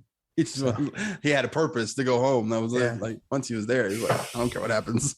It was nice to, they actually like all the weird animals that they showed, like they put little things in that were very accurate to the mythologies. It was really cool. It was like it changed the whole tone of the movie when he's like, "Oh, where are we now? What's going on?" Oh my God! Does that butt have wings? What? Yeah, Ben Kingsley. I was trying to think of the actor's name. My God, he steals the show. He is such a good actor. It's just like he's an actor acting like an actor who's an idiot. Yes, and it's just perfect. So, like we were talking about it, and it's just like if you've ever seen the movie Blood Rain with Ben Kingsley in it, you will see Ben Kingsley giving about 2% of his effort. Where it's just like he's there, he's just not gonna do anything else. He's like, I'm in the room, shoot your cameras, I will say lines, they will not be heartfelt. But it's like Marvel shows up with their truck full of money and they're like, I will do whatever you want. You want me to get on the ground? You want me to play with this imaginable ball thing? You want me to like do a stunt? I can do that. And like he gave 110%. And it really shows in the difference of like when he wants to give a good performance versus when he's given just enough money to show up. Such a 180 from the character that was presented in the trailers for Iron Man 3 and who they in the first half of that movie who was presented, and then the Planet of the Apes story about why he became an actor. If a bunch of monkeys can act like they're riding horses, what the hell are you talking about? How many drugs are you on, dude? Well, you became an actor because of the monkeys riding horses. Oh my God. You're gonna let him drive? They need to have him in more movies. He's like he should be the night nurse for the MCU. Yeah, that's what I was hoping was like when we broke this timeline thing and we were gonna get the Mandarin back, but like the dark Iron Man 3 Mandarin from the first half, and I was like, oh no, that guy wasn't an act, he was real. So obviously they want to get back to Tai Lao, which it's been bothering me. Like I didn't read a lot of comics. So is that something from his, like, who here has read the books? No one? Okay. I've read one book of Shang Chi and this storyline did not match what I saw in the trailer or the movie. I was just like, I mean, it's still a good book. I was still impressed. My understanding, the character was their answer to the popularity of Bruce Lee movies. So I mean, that's why they created the comic, really. So yeah, because I'm just trying to figure out, like, was that a real thing from the comics? I don't know. I've not read a lot of his books. I mean, if Kung Lung was the same thing as for Iron Fist, that was my thing. Was this a play on Kung Lung or was it Tai Lao? Because Kung Lung is from the Iron Fist books. Yeah. Like, that is a big thing. Did they not want to use it because of the stink on Iron Fist? So they just made up Tai Lao? Because I kind of feel like that's what this was supposed to be, especially the Protector Dragon. Like, is the dragon from Kung Lao? Like, it all fit. Like, that's what this was supposed to be, but they made it Tai Lao for some reason. So I don't know. Well, Tai Lao might be another Kung Lung, right? It's another one of those satellite pocket verses or whatever. Didn't I just say that? I mean, yeah, I guess I'm looking. I'm reading up on Chinese mythology. There's a couple things that. So I will say this: this is one of the few parts of the movie that really bothered me. Is, and it's a funny scene, and them going through the bamboo forest, going through the maze to get through it, and it's really cool and all this stuff. And there was this whole subplot, a whole MacGuffin of the getting the emerald eyes to put in the dragon to get that water map that shows you the once a year path you can take through the forest to get there. See? Helicopters don't exist in this universe. They can't just fly over the It's forest. a magical maze. But they can fly over the maze, It's like who says the magic doesn't affect anything? Yeah, what if? Well, show that the bamboo can like fly cars off bridges and stuff. So what would stop it from just creating weird air currents that no one could get over? Or maybe, or maybe you have to be on the ground. And like if you fly over it, you're not going to see anything. But if you're on the ground, you get to see the entrance. Yeah. What if it's just an endless forest that just goes on for forever? Right. Like the entrance doesn't really exist in ours. They have to walk through the forest in a certain pattern to phase out into the other universe. I don't know. Maybe. But if you went through the quantum realm, well, everything's available through the quantum. Just throw the quantum realm in front of it. You can still get to Howard Johnson's to the quantum realm. Yes, because I will say once they drove through the waterfall, next to the Ralphs, I kind of felt like that was a slingering kind of portal showed up that they went through. Like we're just gonna. At that point, I was already like an hour and a half or an hour and 45 minutes in. I was like, whatever, bro, whatever you want to show me. Yeah. Sounds like a plan. And it's magic. I'm nitpicky, and I'm like, this is fine. I say now all of a sudden we're in a high fantasy movie. We're no longer in a typical Marvel superhero movie. We're no longer in a regular kung fu movie. We're now in high fantasy, and it was like, okay, mystical creatures. Yep. So like Dijiangs, Feng Hongs. Once the water map shows up, I'm already at like, okay, so magic. Okay, magic is what we're dealing with.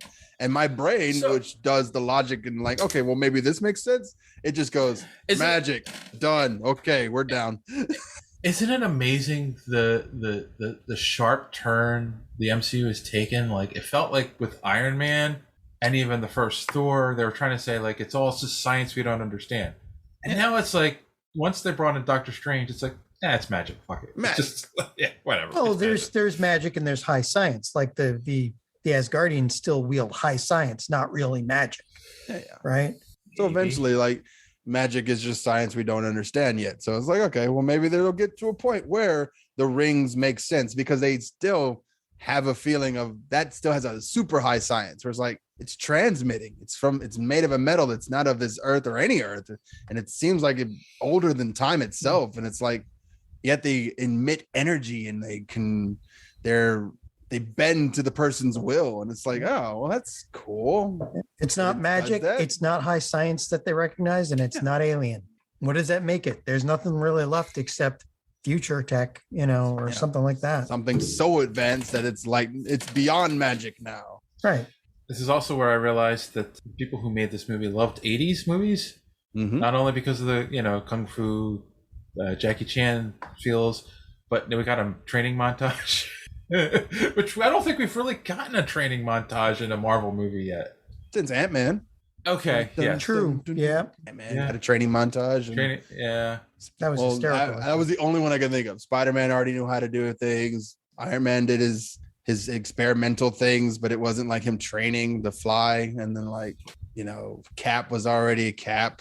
So and Captain Marvel was training a bit, but then but she already knew how to do that stuff. It was just that they were telling her not to use it, and she just decided, no, I'm going to use this. I'm still curious how I really wanted, because I heard a rumor about Miss Marvel. It was like, she's not doing the embiggen power. She's going to have light-based things, and I was like, that's lame.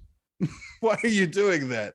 But why? Give her they've already got Dr. Light or what? No, not Dr. Light. Whatever, Photon, who's got light powers, right? That's what I like. We already have Photon, Spectrum with the light-based, magnetism, Spectrum Ray, and it's like, give her the embiggen powers. Like, do they not want to give? Because they don't want to touch the Inhuman stuff, I guess. that's what it is. It's like they have to walk through the Inhuman. Or do they feel that it's going to take away from Reed Richards before they bring in the Fantastic Four? But even then, that I'm like, I guess, but that's just as dumb as like, we don't want to have two blue characters, Nightcrawler and Beast, because it will confuse people. And I was like, I don't think that's true. Yeah. I don't think that's how it works. So it's like you have one character who can change size and density and, and heal herself. And there's Reed Richards, who's the smartest man, but he doesn't have all those extra made of bits. rubber. Yeah. True. He always births world enders. What's his deal with his sperm always making world killers? Yeah, I don't know why they would want to change her powers. I don't know. But back to this movie, I was like, okay, because you brought up Captain Marvel, and I was like, I don't know why that. So we've got we've got and a squirrel. Wakanda's got vibranium, and apparently Tylau has dragon scales. Okay, there's your MacGuffin. Well, not exactly a MacGuffin. I mean, it's a dragon magic. Gave them scales. MacGuffin is an object you follow. This is more this is literal plot armor. It is. Exactly. It is true. Magical armor thing. for the plot. Yes. Would you like this plot for your armor? Would you like to protect all the important characters? And then here we go. And by the way, here's a set of scale mail that your mother made for you before she died that she knew was going to fit you exactly at the same. I was like, okay. Maybe it adjusts. Magic.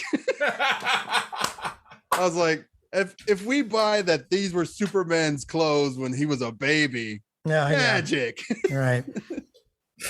I'll just go with this. Like it was like, yeah, that blanket's your cape. Oh, okay. So that's a thing. And then when she's telling them when the elders or the woman from the village is telling them their aunt is telling them the story of the village, and they're looking at that wood carving and them, about the beast and stuff. I'm sitting there going, okay, is that a practical wood carving or is that 3D animation?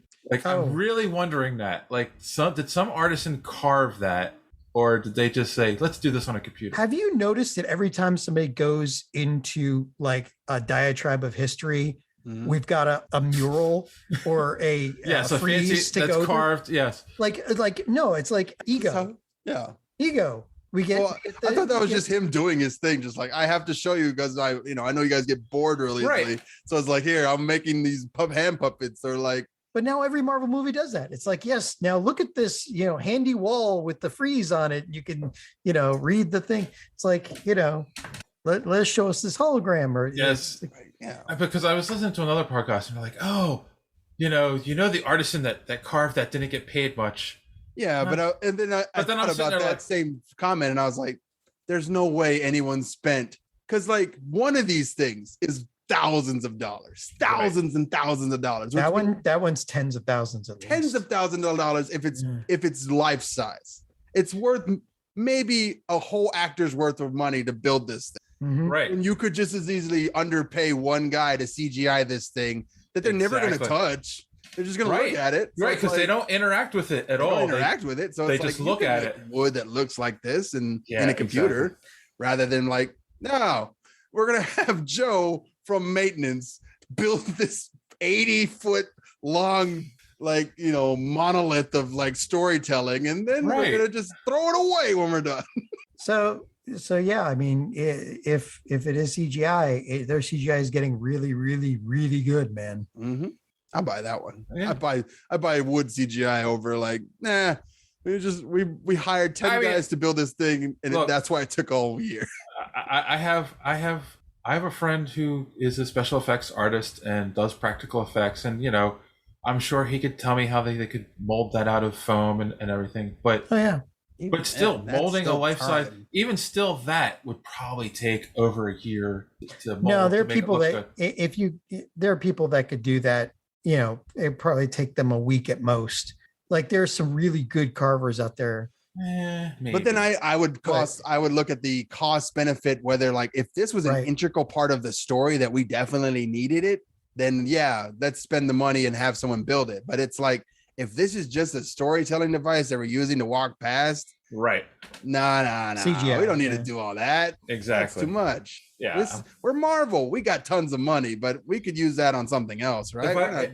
if I had saw an actor touch it and like, you know, I would have been like, okay, maybe it's real, but like no one touched it. I'm like, I think that's CGI and it looks really good. Yeah. They have been relying more on practical effects though since Endgame, because a lot of people were complaining that, yeah, I mean, Endgame's the best, but everything was green screen. Like nothing was real. And there is a bit of, not uncanny valley, but there's a bit of disconcerting.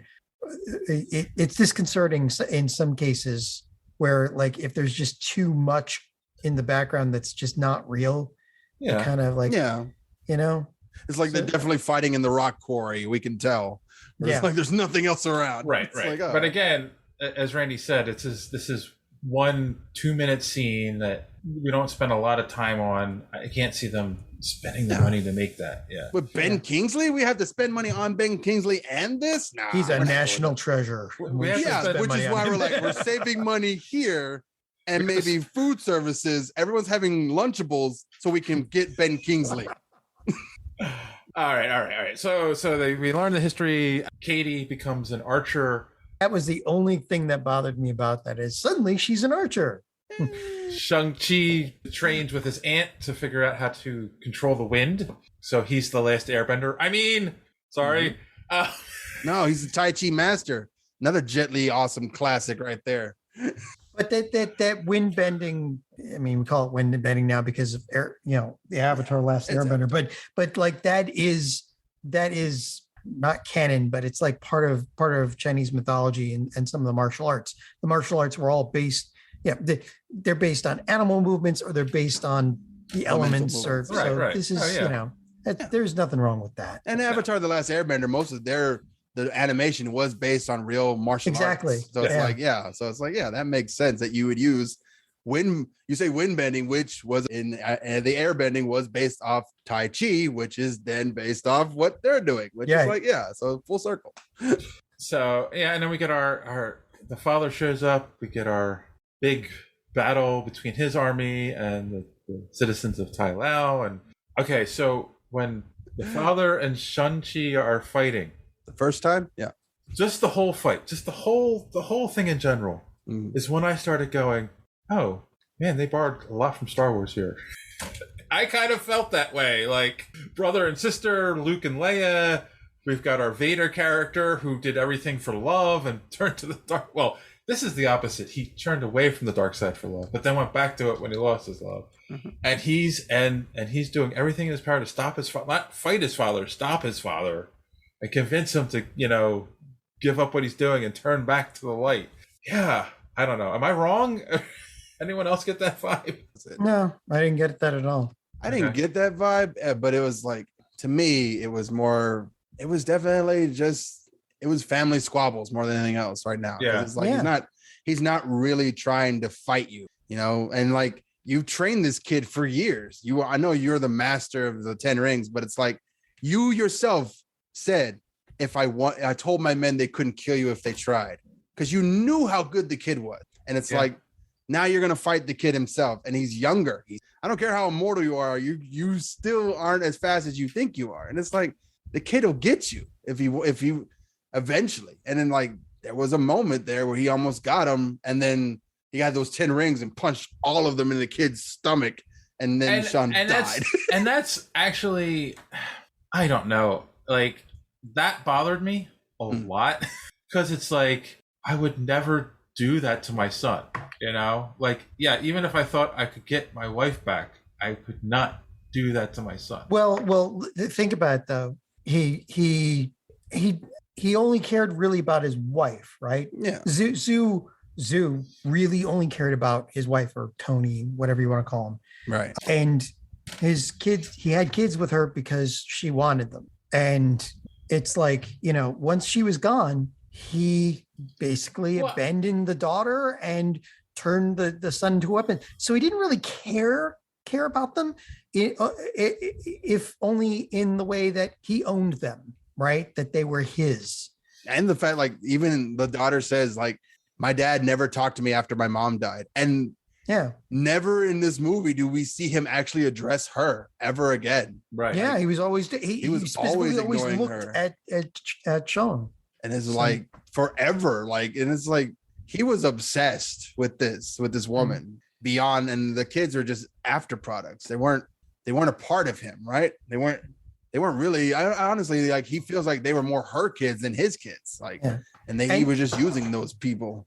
They weren't children to him. They were people. They were things to be used, and it's like, they were his property, and you pair that with whatever psychological effects the Dweller in Darkness was having on him, because the Dweller in Darkness feeds on strife, right? Right. Mm-hmm. And it was already in his head, like it may be in Wanda's, and that's so at that point he's too far gone already. He already didn't really consider them his children, more along the lines of his objects, and the Dweller in Darkness is in his head, screaming at him to let your wife out. She's right here on the other side of this. And this object is stopping you. So which is, another reason why we sympathize with Shang Chi, because it's like, how do you fight your father, the guy that you idolize? Mm-hmm. In the end, you had no choice. Maybe. I don't know. I still have an issue with it.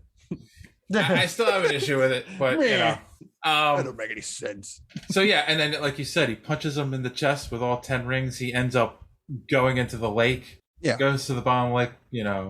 He's dead.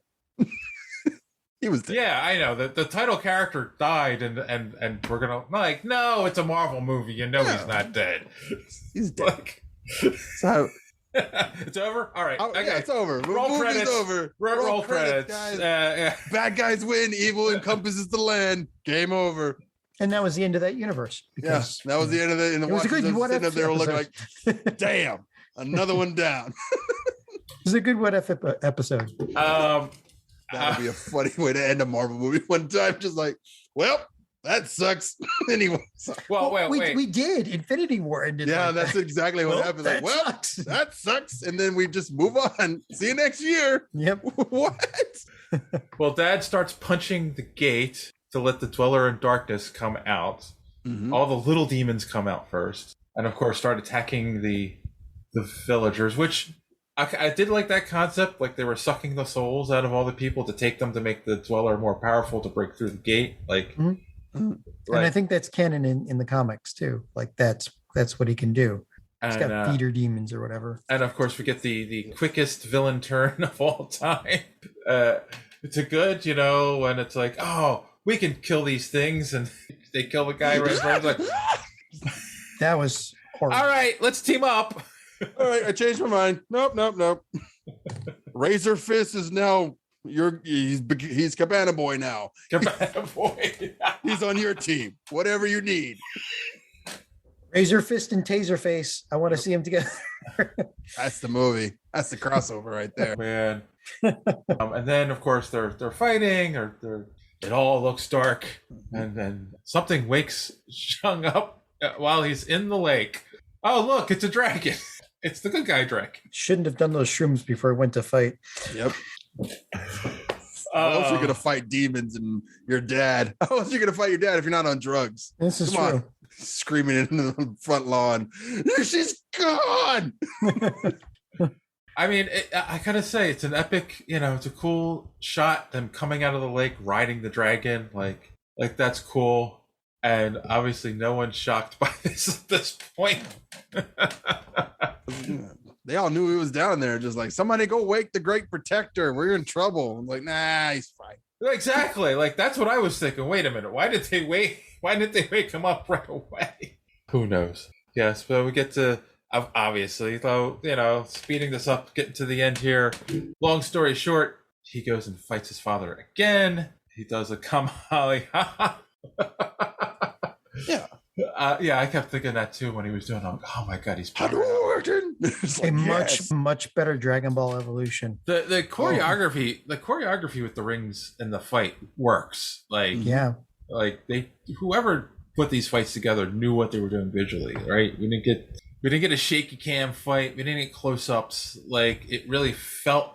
It didn't feel like it's all fake, obviously, but it doesn't feel fake when you're watching. It wasn't cut to hell too. Right. Yeah. Like a Taken movie, In Taken, every time he does a fight scene, it's cut up so much you get like a quarter second of every move, and they cut it all together because like Liam Nielsen's old, and like, it's like, I do a move like this. Yeah. They showed him going over a fence, and it was like 28 takes. 28 different cuts. Like we gotta cut the stuntman's face out. It's very clear it's not the same guy. So, but yeah, no, I mean, like, and yeah, you can probably thank John Wick for that. That like, fight scenes are getting much better choreographed instead of faked with all camera tricks, right? Yeah. Which is nice. Yeah. I also think, I mean, not just John Wick. I think the Daredevil, the hallway fight scene, and then the stairwell fight scene. Like, I mean, they try to claim it's all one take, but we know that they use a couple camera tricks. But still, you get these long choreographed fights. It's not just quick hits. Yeah. So yeah, and of course the demon gets out. And all right, I felt it coming. Who here's with me? Of course, that's how the father was going to die. Well, he was going to die at the end of this, probably. I mean, I figured he was going to die, but I didn't expect a soul sucker. Like, I expected, either a classic defeat or the sacrifice play, one of those two. Which I guess it was what we got, the sacrifice play. It was the sacrifice play. He fought, like, because that's the whole thing, right?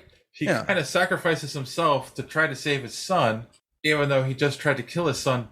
Even though he killed his son, and then it's like, I guess you're still alive. It's like, I guess relationships are complicated. Yeah, I guess you were right. So okay, I'm going to sacrifice myself, and here's the ring, so you can defeat this thing. It's like, fine. Ugh. Your mom is dead. I get it. Fine.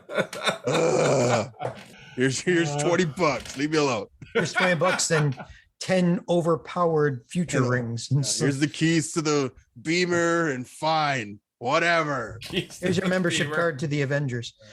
Now you're an Avenger. Not yet.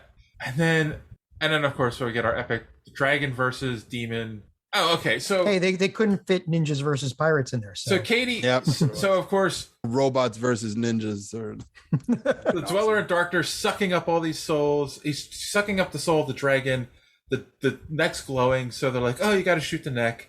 Everyone, this is choreographed 1,000 miles away.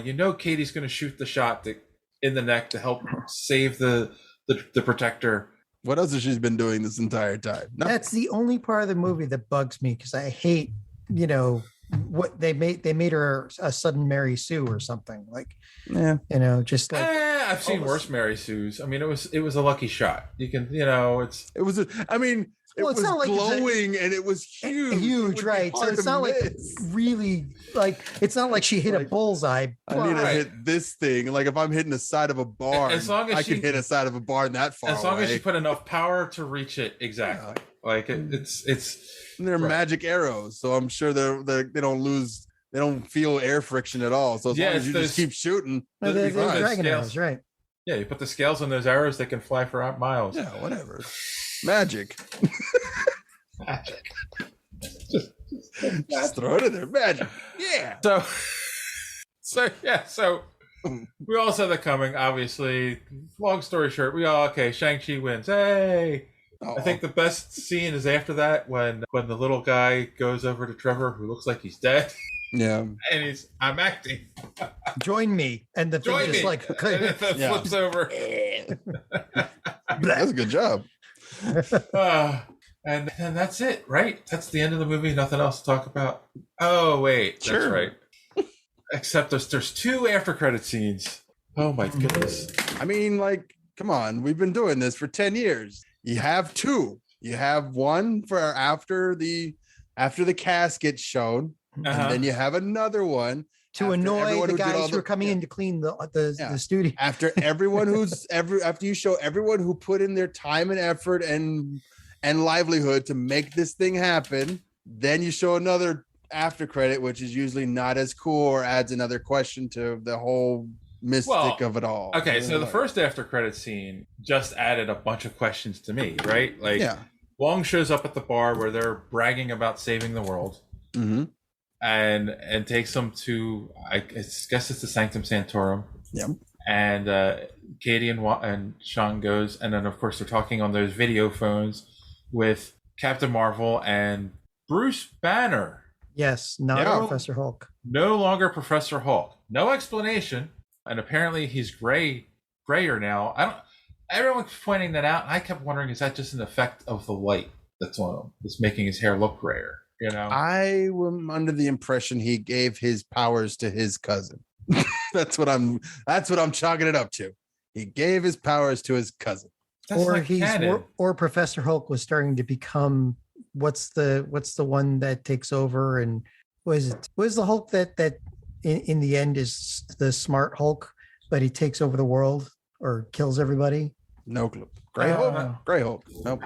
No, not Gray Hulk. I was thinking of Solomon Grundy for a second there. Are you talking about the story that takes place in the future when it's Yeah. I can't remember what they call him. It's something like Emperor Hulk or something like that. Wait. Starts with an M and it ends with Maestro. Maestro. That's it. Right. Yeah. So like maybe he was becoming Maestro because he was he's Hulk and Banner at the same time, which means the Hulk is getting smarter, because we already know that it allows the Hulk the Hulk was already smart enough to start talking normal sentences and have a sense of humor and plan stuff. So we still didn't get Joe Fixit. No, we haven't gotten Fixit. I'm still on I'm still building another universe with She-Hulk because I know that's coming. So it's like, we have to figure out how that's going to work out, and I'm pretty sure drive-by shooting isn't going to be enough. That was it was a blood transfusion in the comics. That's how she ended up. That's boring, but it's like a complete gamma transfer that it takes Professor Hulk out. Then what's the point of having Bruce Banner anymore? He's still a genius. Yeah. He may not be a playboy philanthropist. He's still not Tony Stark. That's true, but he's on the list. It's not like we don't have the world's smartest man anymore, but who's third? He's good until we get Reed Richards. Yeah, who's third until we get Reed or Nathaniel Richards? Who do we call who's the smartest in the universe? Yeah. So yes, that's when we find out the rings are calling to something. That's what attracted Wong to him, not the fact that he defeated a demon from another dimension. They've been on Earth for 1,000 years and it never bothered anyone. But as soon as Shang got the rings, like something over there vibrated in their sanctum, and it's like, what? Well, their color changed, so he's got something that his father didn't. The heart of a dragon. That's what they said. I didn't make this up. I will say this. I'm sorry. I know people like the character. This made me hate Brie Larson as Captain Marvel. Well, this version of Captain Marvel even more. I am not a fan. No. I just don't like the whole, I gotta go. Bruce has got my number, and he's just like, I don't have her number. I don't ever know. She does this all the time. Like they're even playing off like even the other Avengers can't stand her, and it's just like, I can't stand her. I'm just under the impression where it's like we have this big gun that we can't shoot at anything. We can shoot at anything, and all the problem would go away. Right. But it's like then there wouldn't be a story. Right. So it's like we have to put problem. the big gun somewhere until we need the big gun. Well, and in this case, I can't wait till Rogue shows up and knocks her down a peg or two. In this case, she was probably running off screen for whatever was going to happen in the Marvels, right? That's true too. Something that's going to strip her powers away and give them to a little girl somewhere.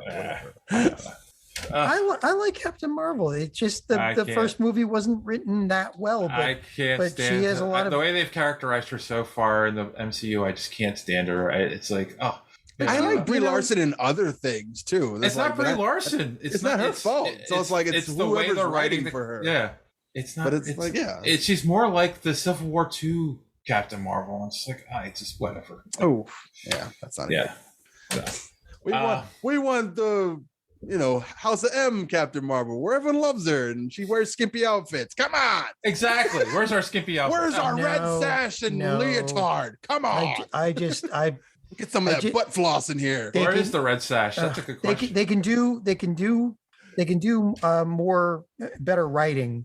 I mean, the part that she had in Endgame started to show some of her range, even if there wasn't much of it. No, much of her being able to act in that. But she still wasn't that bad. Marvel, I don't know. She was I don't know where you Oh no, I'm totally with you. I actually like Captain Marvel. It's not a bad movie at all. It's just like she does seem like she was warmer in that movie because she could do things versus like Endgame, where she was tied to being like, I have to do what is necessary for the good of the universe, and there's nothing else. I have no humor about this at all. I am serious business. Right, and she shows up at the end as a plot device. And she shows up as like, I am MacGuffin killer. Exactly. That's it. Like that's it, and then she's gone, and it's like whatever. I don't care about this character at all. So maybe it'll change when Marvel shows up. Like we'll put this, not so fun character next to someone super enthused, and it'll be like,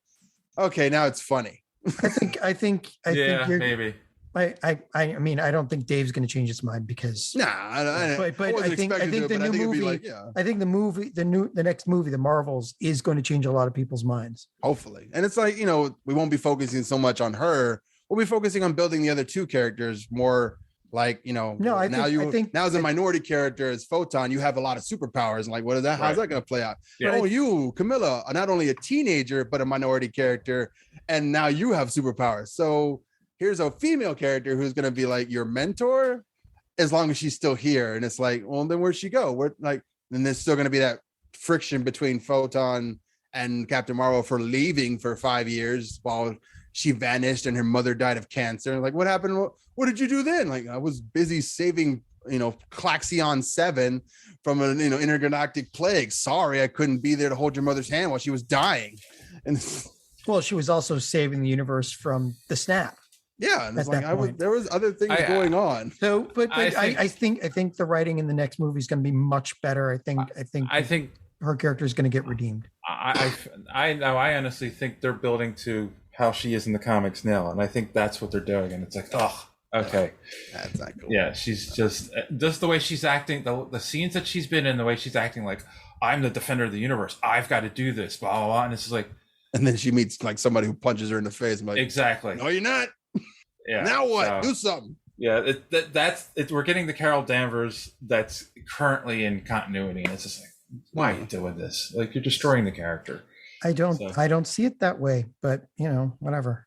I don't see it that way. I don't see it at all like that. I think there is just the writing wasn't as good as it could be. I think Brie Larson's got range. The character. You need to read Civil War II and some of the right, but this is the MCU. They're constantly tinkering with the characters and the plots and all that. So I mean, it doesn't mean that they're going to do her as she is in the comics. They haven't done anybody as they are in the comics, with maybe the exception of Iron Man, but he's awesome in anything. So Doctor Strange a little bit too, because he's kind of still a dick. Right, but that's his character to be that guy. Well, and so the same thing with Steve Rogers. Like, yeah, they're pretty true to the spirit of the characters. Right, but they've also changed a lot of other characters and made them better. And I don't think that they would purposely make Brie Larson unlikable.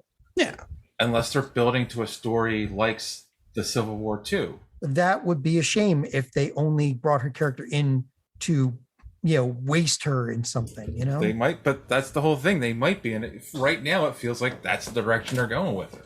I don't know. We have to do Secret Invasion first, right? That's what's happening next. So it's like, and we still need someone to like be the leader of this, or like every time we see a person who's not who they're supposed to be, who's not acting like they're supposed to be, it could just as easily be a Skrull. That's true too. And it's like, oh, that seemed weird that you like Nick Fury. Didn't you know this? Like, yeah, of course I knew this. And then I'm not Nick Fury. And I was like, oh, well, that's weird. And it's like, everyone's like, why is Doctor Strange acting weird? And it's like, could be a Skrull. All she has to do is hand him a sandwich that hasn't been cut up in squares. And it's like, wait, you're not Captain Marvel. Skrull. Punch. Oh God, that's one of my fears of them doing Secret Invasion. That's what it's going to become. Like, I didn't like the way the character acted in that movie. It was, and so it's like, oh well, guess what? They're a Skrull now. Like, oh look, we fixed it. All right, this is our version of Flashpoint for the DC universe. If you don't like it, we'll just change it all at once. I think we beat this. And then of course our second quick after credit scene. Let's talk 45 minutes on this one now. I don't know. This didn't shock me. You know, he says his sister went to go dismantle the 10 rings, but obviously she's taking it over and changing it into what she wants. She said she wanted an empire. Like, she said that in the movie. It was her motivation. Like, we knew this was coming. Like, so if she could step in and take over her father's empire, of course she's going to. Now in the comics, she's not really taking over the empire. They're basically collecting weapons and such that other people shouldn't have. And like, right? not only that, there's also a whole team of Black Widows just floating around waiting for somebody to tell them what to do. Yep. I know. So that could be a problem. One of those Black Widows was in the background in the fight club. Fighting that extremis guy. Yeah. Yeah, fighting the extremis guy. You're right. Yep. Oh yeah. A lot of stuff in that club. So it's like, that whole scene is filled with like small Easter eggs from video games, but Easter eggs that are like, wait, why did this happen again? Because we're going to pay it off later for something else. And it's also interesting that like, I'm surprised we didn't see Howard the Duck in there somewhere. Yeah, you're like, what you go duck, you can't, or whatever. It's funny how you'll never be stuck. After the scene plays, normally it'll say like Shang Chi will be back, or Iron Man will be back, or whatever. This time it said the 10 rings will be back, which is kind of ominous. So obviously that's going to be in something before we get. And that's what I was trying to remember. Are the 10 rings tied to the Hawkeye show? Like, was he going as Ronin? Was he going after the 10 rings? I wonder if that's where they're going with this. No, well, the big thing is, was it Yolanda or whatever? Yeah, Yolanda was going to go after Hawkeye. Yeah, she's going after him. That's her thing. But like, there's nobody to go after Moon Knight just yet. So yeah, I wonder what they're. But again, in the comics, that the sister was turning the whole organization into something good, you know. So it could be like, and the 10 rings, because Charlie Cox is still signed on for something, but not for Spider-Man apparently, which I think is a lie. Oh, definitely. Come on. But I just like, come on. It's like, that's not my forearms. And I'm like, but then Andrew's like, I'm not in the movie, and then we clearly have photos of him in the movie, and I'm like, so who's lying now? Whenever an actor fervently denies they're in a Marvel movie, they're in a Marvel movie. Yeah, it's like, no, I'm not in that scene 6, 7, or 30 scenes. No, I'm definitely not in that scene. I'm in this scene. Oh, definitely not there. I didn't say that. NDA, what? Anyway, yeah. So who knows where it's going to come back, but if there's a chance it might come back as, a support structure. So now we've got Wakanda and the 10 rings that could, ostensibly help with, I don't know, an invasion from the future. A secret invasion? No. Yeah. Or a secret invasion. One of the Scroll. No. Yeah. Kang. Scroll. Kang. Scroll. Yeah, I mean, Kevin Feige said that, with this movie that we're in full swing of the next phase. Did he call it the next Avengers phase? Yeah, the next Avengers phase. So I need a big bad now, right? And Kang feels like a big, big bad, where it's like, right now we need the Loki bad for our Avengers movie. Somebody who's working for a bigger boss. That's one of the things I've kind of wondered too with this movie. And it's one of the other little things that kind of bothered me. Not that it's bad. It's just, again, we're 12 years into these, same formula. But also we keep raising the stakes. Like, you can't just have an origin movie. Like, it's got to be a world-ending event that he stops. You know? Well, I mean, when you've got characters like Thor and Captain Marvel and Photon, and yes, like again, the last Avengers, they were okay to take on Thanos, but now you've got Avengers that are like universe enders themselves. You need something that they can go up against and give them a problem. In the comics, he's just a kung fu master, Right, but now he's got the 10 rings. Again, Marvel changes the characters somewhat. The Makluan rings were supposed to be actual rings from the Makluan race, and they changed the origin power. Right. Mm-hmm. It'll be funny to watch him like go against the Conqueror, and like those rings he punches at are like, nope, shuts them all down. Oh, you found my toys. Hey, and they just clink down like Sonic rings, and like, oh no. Yeah. Like Sonic rings. I used these for that game I played when I was 3. It's like, why are you doing my kids' toys? Give them back. Yeah. That's where those pacifiers went. Okay. Exactly. I mean, yeah. Teething rings from the beyond the stars. Oh, does this tie into the Eternals? It's possible. It's nice. Yeah, they could be celestial tech too. Right. It's not like there's a lot of that hanging around. Yeah. Not that we know of, anyway. Yeah, Right, but the only ones that would recognize it would be the Eternals. Right. Oh, I need to catch up on that book. Like, it's just too slow. I know. I have no interest in this movie. Unfortunately, it's the first time I could say that about a Marvel movie. It's just like nothing. It has not caught my interest at all. Like, even the second trailer looked cool, but I was like, yeah, but I've seen laser eyes before, so I don't care about that. Right. Right. Show me something cool. Show me a Marvel sex scene. See what happens. We did. It was in Nick Cage. Oh, I That's in, yeah, but is that canon? That was on though? Netflix, so it doesn't matter. Is it canon? Well, I guess everything's canon now, right? So I was like, yeah. And when everything's canon, nothing is. Oh no. Syndrome. Syndrome, yep. All right. I can see John's getting tired. So let's what? I wasn't paying attention. Let's wrap it up. As we always do, we'll give final thoughts. We'll give a score. We don't do hater slippers and knee pads on this show. We do capes. 1 out of 10. Actually, we'll do rings for this one. 1 out of 10 rings. Obviously, 1 being you hated the movie, 10 you loved it. Best movie ever. So we'll start with our guest, Randy. Final thoughts. What's your score for this movie? Final thoughts. This is actually a really cool movie to watch. I'm really happy. This was one of the first movies I saw going back to a theater. You guys we were talking about like, the same formula, but it reminded me like in Iron Man, we didn't get a big bad yet. We just got the notion of a team building, and we got the same thing here. And I was like, oh, okay. So that mirrors the same. But on a score, yeah, let's give it like 9 rings. It's not the best movie in the world, but it's really good, and everyone needs to go see it. I was saying it's a minority-led kung fu Marvel movie. If we don't push for more of these, we're not gonna get any more of these. And I was like, and I will not cop to the like, this is the first minority-led, or Asian-led Marvel movie. And I was like, or property. And I was like, yeah, but Agents of S.H.I.E.L.D. She's Asian. You just don't. We just don't acknowledge that. It's not canon yet. It's canon. Everything's canon. That's like when they were saying the first black hero and everyone like, liked Black Blade. Panther's the first black superhero. And I was like, that's it. Black Panther's like, Blade? So we just gonna forget about Blade? Is that Blade the one that started all of this? The one who built the Marvel? Like we all Mm-hmm. live on Blade's table right now. So it's like, okay. Okay, whatever. And then first R-rated with Deadpool. It's like Blade was here. Marvel R-rated.